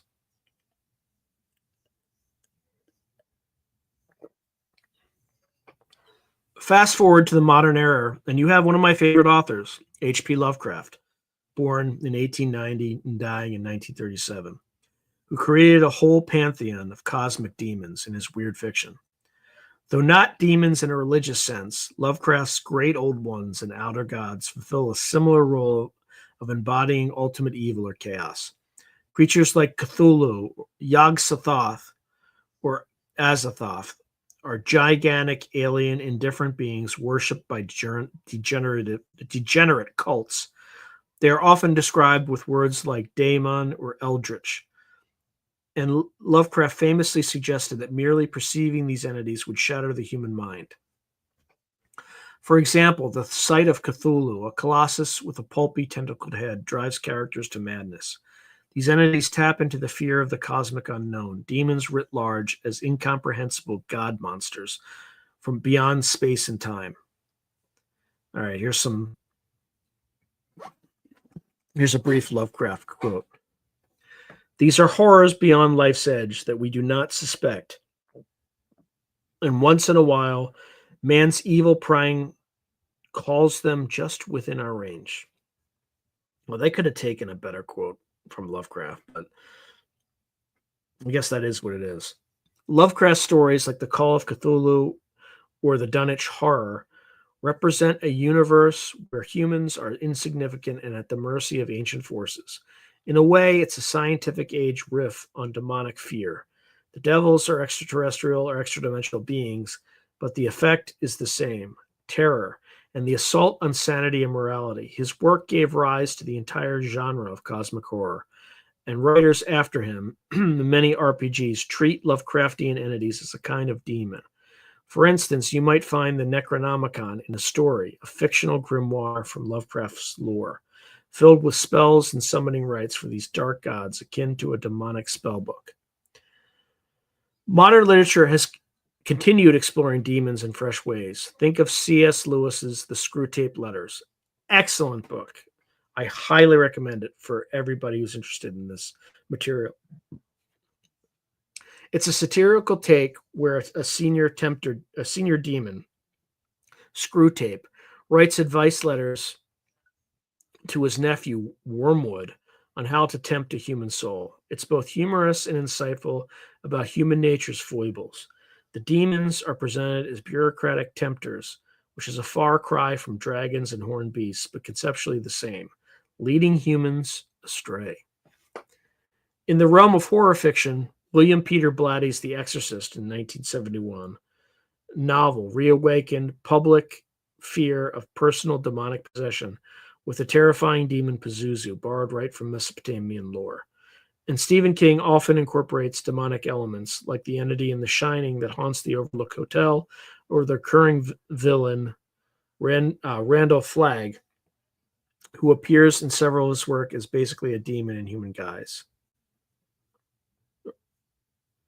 There are also demons in more metaphorical or psychological literature. Dostoevsky's novel The Devils, often translated demons, uses demons to refer to radical political ideas possessing society. Mikhail Bulgakov's The Master and Margarita features Woland, a mysterious gentleman who was actually Satan visiting 1930s Moscow, along with a retinue that includes a demonic talking cat. Bulgakov's Satan isn't just evil, he punishes the deserving and satirizes Soviet bureaucracy. This echoes the age-old theme of the devil as both trickster and judge. In poetry, how can we not mention Charles Baudelaire and the French symbolists who were enchanted by the satanic imagery? Baudelaire's Le Fleur du Mal, Flowers of Evil, contains pieces like Litany to Satan, which ironically praise the devil as the misjudged friend of the outcast. This kind of rebellious romantic demon is a literary archetype of the 19th century. Even in children's literature and pop culture, echoes of literary demons appear. Think of how Disney's Fantasia depicted a black-winged Chernobog based on a Slavic demon towering on Bald Mountain, clearly inspired by Romantic era imagery. Through all these, whether it's high poetry or pulp horror, demons in literature allow us to personify abstract evils and conflicts. They make the invisible visible. The demon can be a character we converse with, bargain with, or fight against, a narrative way to grapple with temptation, sin, and the inexplicable. By externalizing inner struggles or societal issues as demons, literature gives us a canvas to explore them safely, or at least artistically. And of course, demons often make for excellent drama. Who can forget when Milton's Satan rallies his legions, or when Mephistopheles sneers at Faust, or when Lovecraft's narrator realizes the ancient thing is awakening? As a closing quote, we'll take something from Faust. The spirits of evil are swift and cunning, but list, their dark forces shrink when faced with light of the morning. The power of art is such that even as we create and read these demons, we also learn how to face our fears of them. After all, when you close the book or leave the theater, the demons return to the pages, and you, having witnessed them, carry on a bit wiser and perhaps warier than before. All right, next we're going to move to thematic overlaps and symbolic meanings. We've surveyed a vast range of demon stories, and it's clear they're not all the same. But amidst this variety, certain themes and symbolic roles of demons keep appearing. In this segment, let's gather those threads: temptation, punishment, chaos, knowledge, and more, and see how demons across traditions often serve as mirrors of human hopes and fears.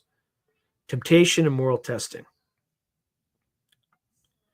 One of the most universal roles of the demon is that of tempter. From Mehrod to trying to entice Buddha with visions of pleasure, to Satan offering Jesus dominion over all kingdoms, to Mephistopheles luring Faust with knowledge and magic, demons repeatedly embody the external force of temptation. They give a face to the internal struggle. Instead of abstractly blaming our own weaknesses, we can say the devil made me do it, or at least the devil offered the idea. This isn't just a way to shift blame. It also dramatizes the moral choice. If a demon in a story tempts the hero, we immediately recognize the gravity of that choice. The demon's seductions often center on power, wealth, sex, or forbidden knowledge, basically amplifications of our normal desires. By saying a demon offered it, the tale underlines how dangerous and corrupting those desires can become if unchecked. We saw this in the Faust legend. Faust's yearning for infinite knowledge and worldly pleasure leads him literally to strike a deal with the devil. And in religious tales, Eve in Eden is tempted by the serpent promising godlike knowledge. Devotees are tempted off the righteous path by demons whispering in their ear. Interestingly, the presence of demons also allows for the concept of resisting temptation to be portrayed as a heroic act. The saint or hero who withstands a demon's offer, Jesus saying, "Begone, Satan," or Buddha touching the earth to defeat Mehrod, shows extraordinary virtue. Demons thus serve as a kind of moral exam, one that, if passed, affirms the strength of one's values. If failed, well, it's a lesson in the perils of giving in. In everyday folk belief, this might manifest as cautionary. In everyday folk belief, this might manifest as cautionary tales. Don't wander off the path, or a seductive fairy demon might lead you astray. Don't break your vows, or a devil will claim you. The demon is the personification of temptation's voice. In medieval Christianity, people genuinely feared demons, whispering sinful thoughts in their minds, a way of understanding intrusive or immoral thoughts as not truly you, but a test or attack from without. This can be psychologically useful, giving one a feeling of agency to fight the demon rather than self-hatred. So across cultures, whether it's a jinn coaxing you to gamble, a rakshasa disguised as a beautiful maiden, or a trickster at the crossroads offering a deal, the demon of temptation asks, what is your price? What is your weakness? And how you answer that defines your character's fate. Punishment and justice. Another recurring function of demons is as agents of punishment, often in the afterlife, but sometimes even in life. In many religious cosmologies, demons or demon-like officials are the ones who carry out divine justice on wrongdoers. This might seem counterintuitive. Why would forces of evil punish evil humans? But think of it as evil consuming itself, or as the cosmic order using its attack dogs to maintain balance. In Buddhist and Chinese depictions of hell, for example, the hell wardens, which look like terrifying demons, are punishing souls for their misdeeds, boiling murderers in blood, grinding the proud under millstones, and so on. These demons are doing a job. One might say they're instruments of karma. Likewise, Dante's infernal demons like Malebranche, the horned demons, etc., punish the corrupt by keeping them in their proper circles of hell. One demon in Dante's Inferno even says they've chased a soul all the way to the river because that soul tried to escape her fate, like infernal police ensuring justice. Even outside of a hell context, demons in folklore sometimes punish those who break taboos or oaths. In some legends, if you swear falsely or mistreat a guest, some demon might come for you. Think of Sasa Bansam in African lore, who might prey on those who disrespect the forest, or a kami in Japan turning into an onryo, vengeful spirit, if not honored. These entities uphold a moral or social code by fear. They are the stick to society's carrot. This overlaps with the role of trickster demons who punish hubris. For instance, the classic story of A Deal with the Devil ultimately punishes Faust for his overreaching arrogance. He is damned, in many versions, as a caution to those who would sacrifice their integrity for gain. Similarly, numerous folk tales have a character make a wish or bargain with a demon, only for it to backfire tragically, essentially punishing greed or foolishness. The demon fulfills the letter of the wish but twists it, monkey paw style, teaching the mortal a fatal lesson.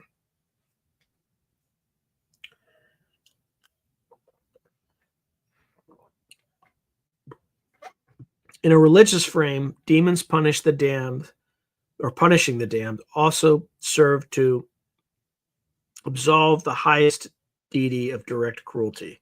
It's not God or Yama personally torturing souls, it's these ugly demons doing the dirty work.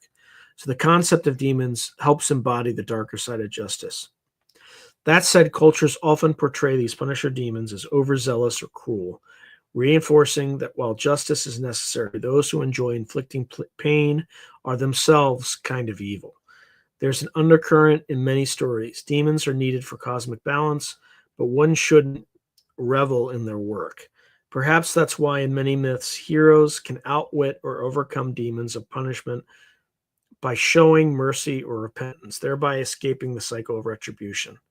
In summary, demons often handle the punishment department. They are the jailers and executioners of the spiritual realm. Scary as they are, they reinforce the idea that actions have consequences. If not now, then later, and those consequences can be very unpleasant if one strays from the path. Chaos and disorder. If there's one thing demons across cultures collectively represent, it is chaos, the force that opposes order, creation, and harmony. Demons are agents of disorder. They bring storms, disease, madness, and war. In creation myths, they're sometimes the sea serpents or dragons that the gods must slay to form a stable world, like Mesopotamia's Tiamat, a chaos monster slain by Marduk. While not always called demon, these chaotic forces become prototypes for later demons. We saw this in Zoroastrian-influenced thought. Angra Mainyu Ahriman, in Persian belief, is a spirit of chaos and destruction, leading demonic devas against Ahura Mazda's good creation. In Christian lore, Satan's rebellion is a revolt against the divine order, literally trying to tear heaven apart into chaos. In Revelations, demonic spirits gather nations for the final war, again stirring chaos. Natural disasters were often attributed to demons. Wind demons like Pazuzu stirring up pestilence, storm demons causing shipwrecks. Some medieval sailors blamed tempestarii,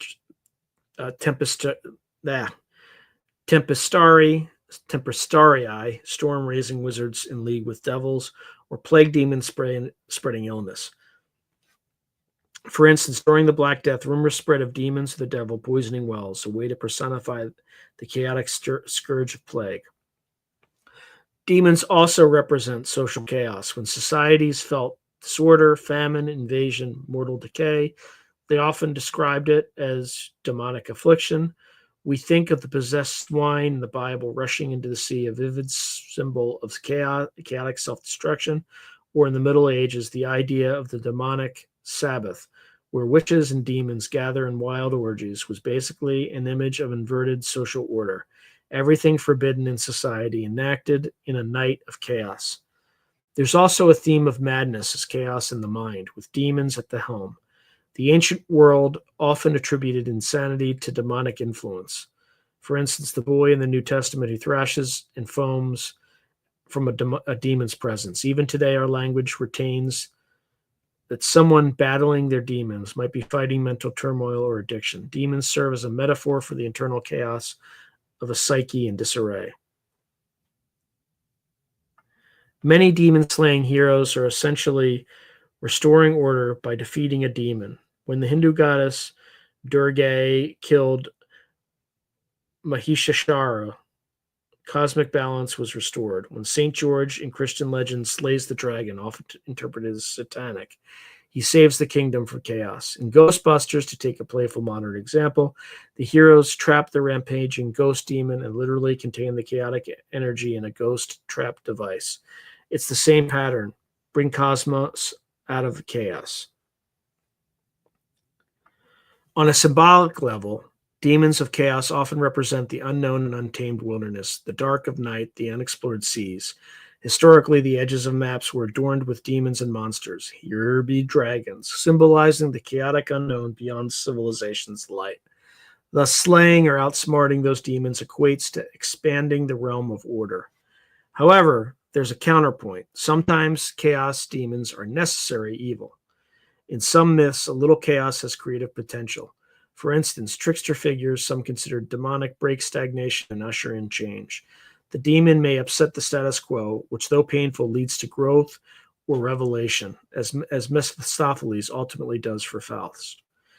His temptations and chaos ironically drive Faust to strive and eventually find redemption.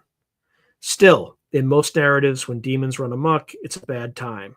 They challenge the gods, upend the mortal order, and threaten to reduce everything to primal confusion. They remind us that civilization and sanity are thin veneers, and beyond them lies a churning sea of unpredictability.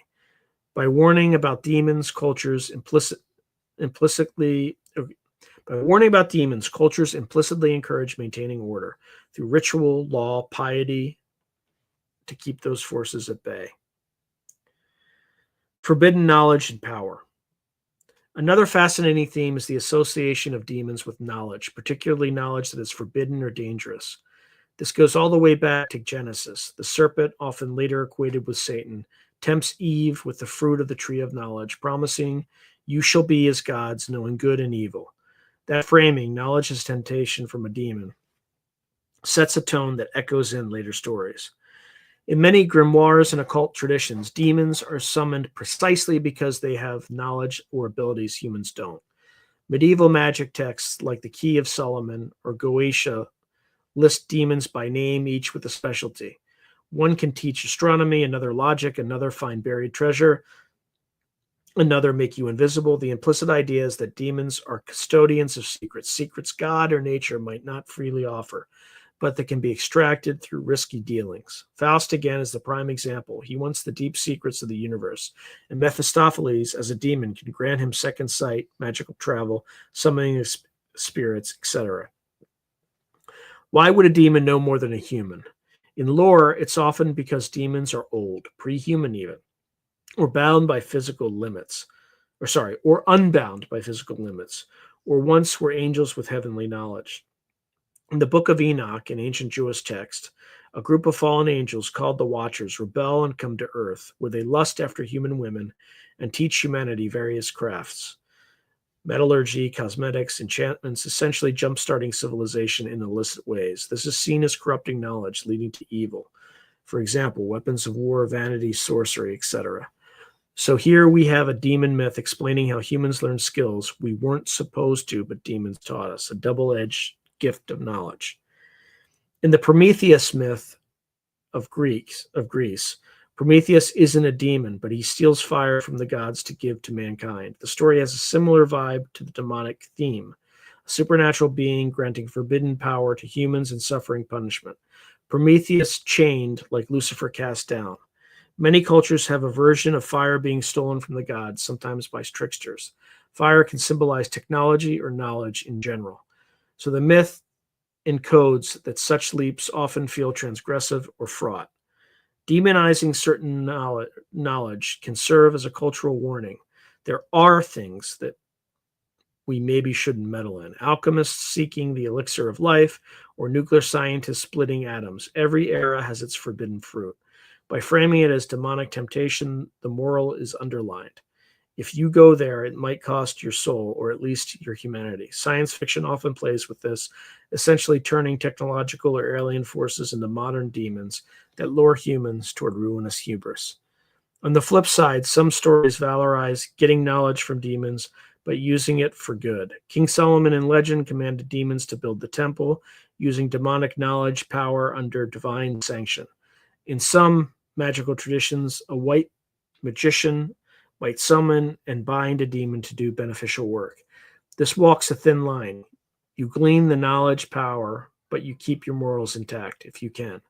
Historically, though, those who sought arcane knowledge were often branded as consorting with demons, from medieval witches to Dr. Frankenstein, metaphorically.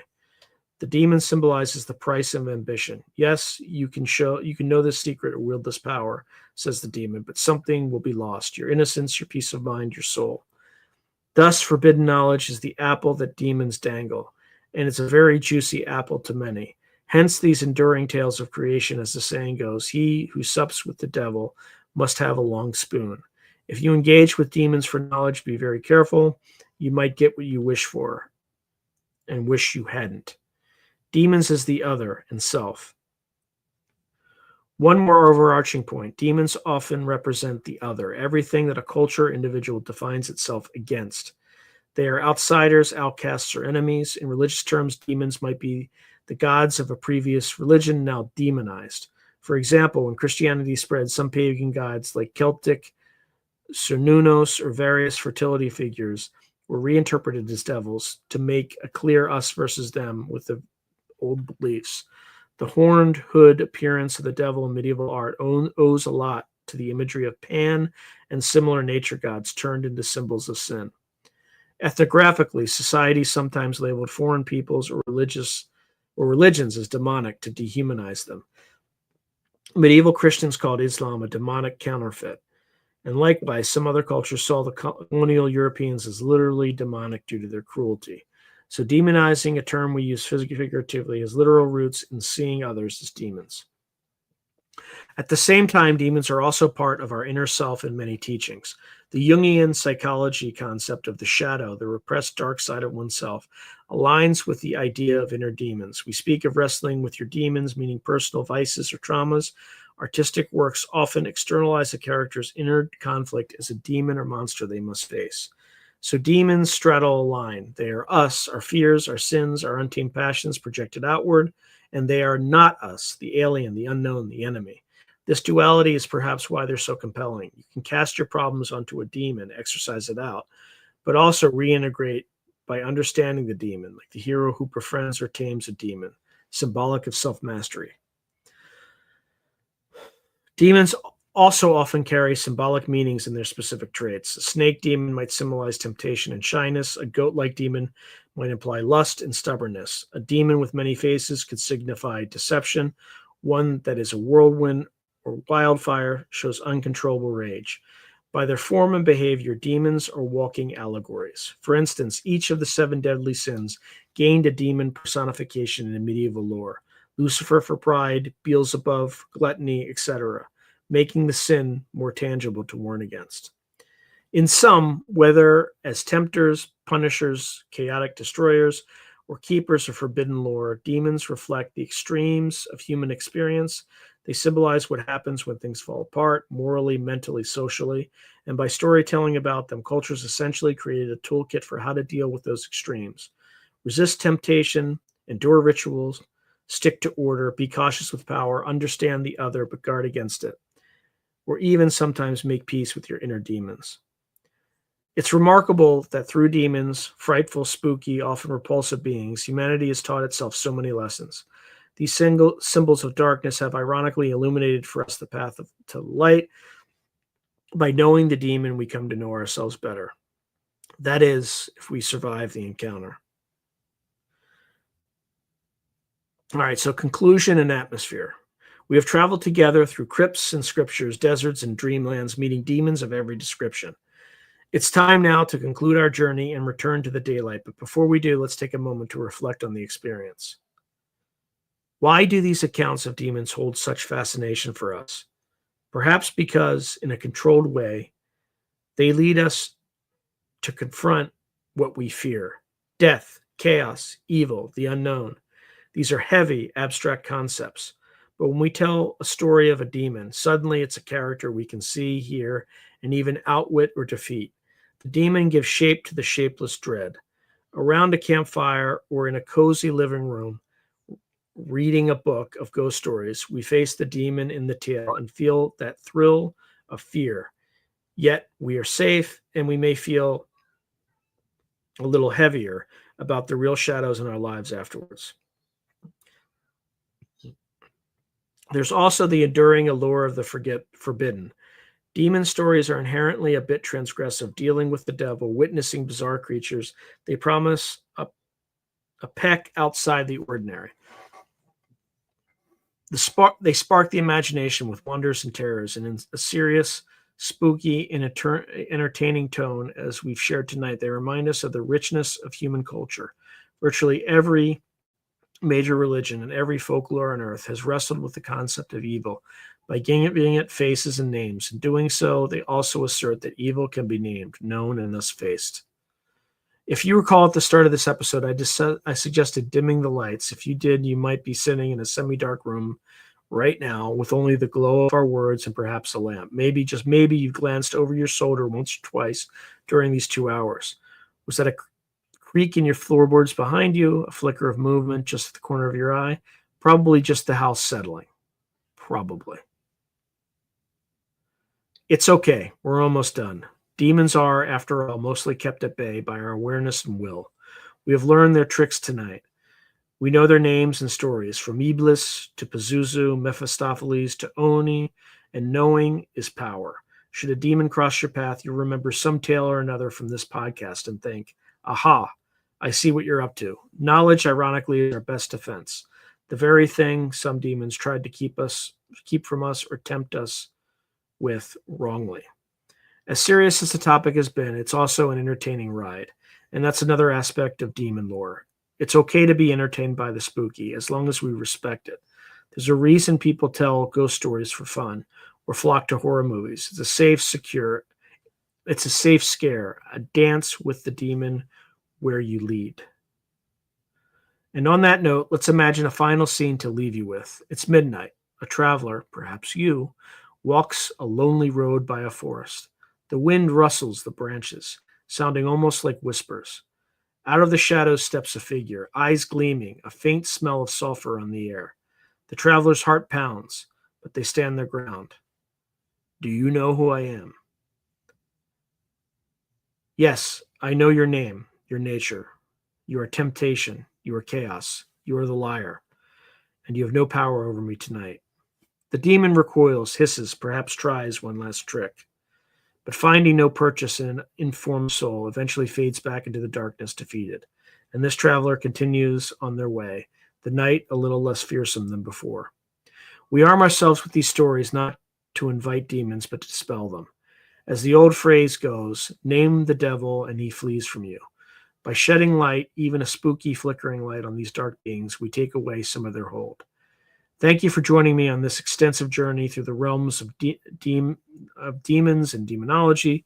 It's been quite the odyssey, from the gutters of hell to the libraries of Gothic fiction. I hope you found it as illuminating as it was eerie. Until next time, stay safe, stay curious. If you enjoyed the deep dive, please consider commenting, sharing the episode, subscribing. It helps keep our little candle of knowledge burning, and do get some rest. You've earned it, confronting all these demons with me. Pleasant dreams. And don't worry if you hear a scratch at the window. It's probably nothing. Good night. Whew! That is it. And I literally at exactly 8:10, but I still have to go through God knows how many comments. So let me see. All right, here we go. All right, I'm going to race through these because I am gassed after that. Yeah, I think you're right, Fast Mama Gemma. He's writing, I hope this is a long show. I'm making onion rings in my air fryer. All right, I'm not going to go into seppuku. I have not. So Gray Owl's writing, Sean, have you ever faced down the mighty carrot demon? No, I have not. Yikes.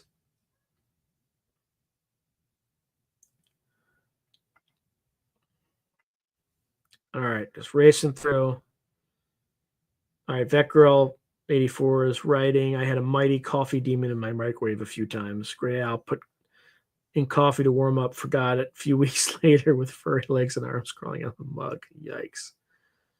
All right. Fleabidus is writing.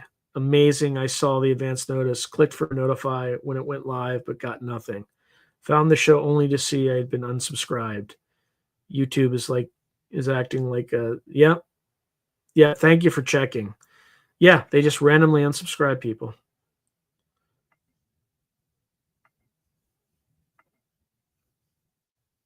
The smell could have unalive could have unawell everything and anything. Vet Girl 84. Vet Girl 84 is also saying I love H.P. Lovecraft. I'm cold saying Cthulhu isn't a demon, he's an elder god. Yeah, I know. He's an old one, right? But it's like he's like a stand-in for the demonic.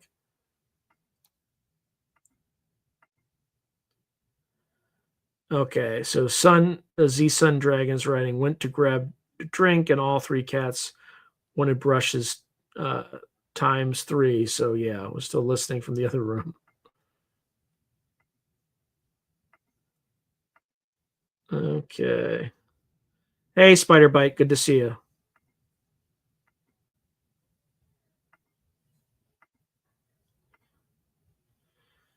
Okay, so Gray Owl's writing, we have yet to hear the value of any particular demon playing their part as a catalyst to the hero and the hero's journey, a necessity for individual ascension.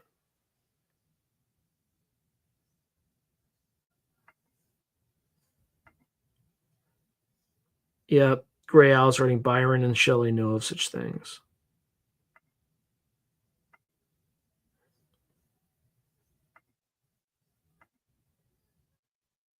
Yep, Gray Owl, right, Dante Cell, a classic.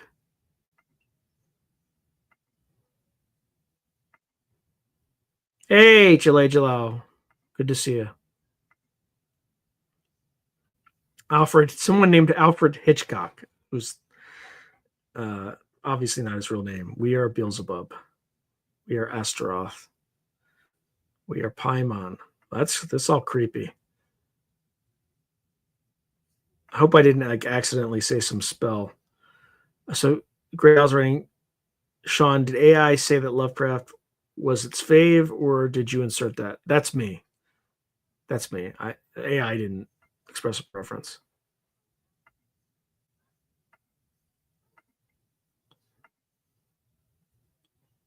Bonjour, Alfred Hitchcock. I don't speak French, unfortunately. All right, I'm not going to speak anymore of this stuff.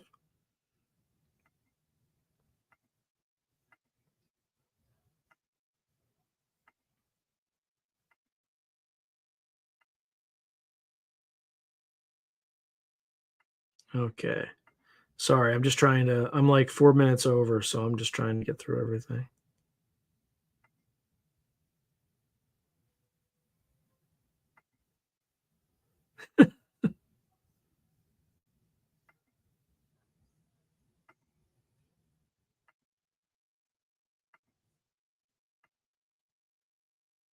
Okay, so Yerk Dog is saying Coltart just said he knows categorically that the Tic Tac is Lockheed Tech. Zabel asked how he knows that, who told him. Ross Coltart replied, "Oh, Bryce, I can't go there. What do you think?" I think he's just being fed by the intelligence community, and I think it's all a distraction. I honestly stopped paying attention. Thank you, Vet Girl. She writes, "Love you, Sean. Great show. Thanks."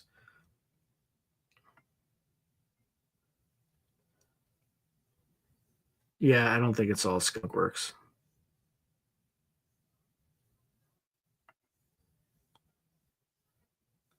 Oh, thank you, Spiderbite, who writes, "That was absolutely wonderful. I loved it. Thanks."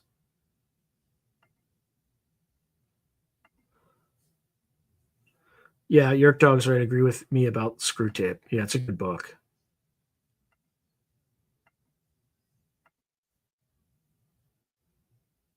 Okay, Spiderbite's writing, I don't think spells work accidentally. I think we need to do it with intention. but I'm known to be wrong.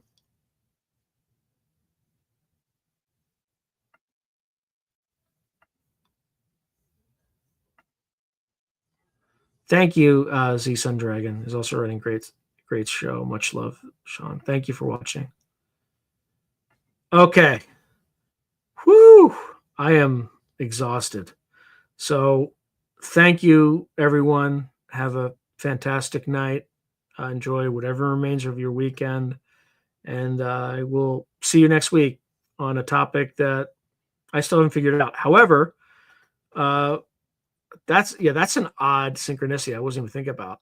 So tomorrow, Nathaniel Gillis will will have a show or the episode um, where he discusses angels. So on July 7th, so 7/7, and the episode numerology adds 7, all pure random. So good night, everyone.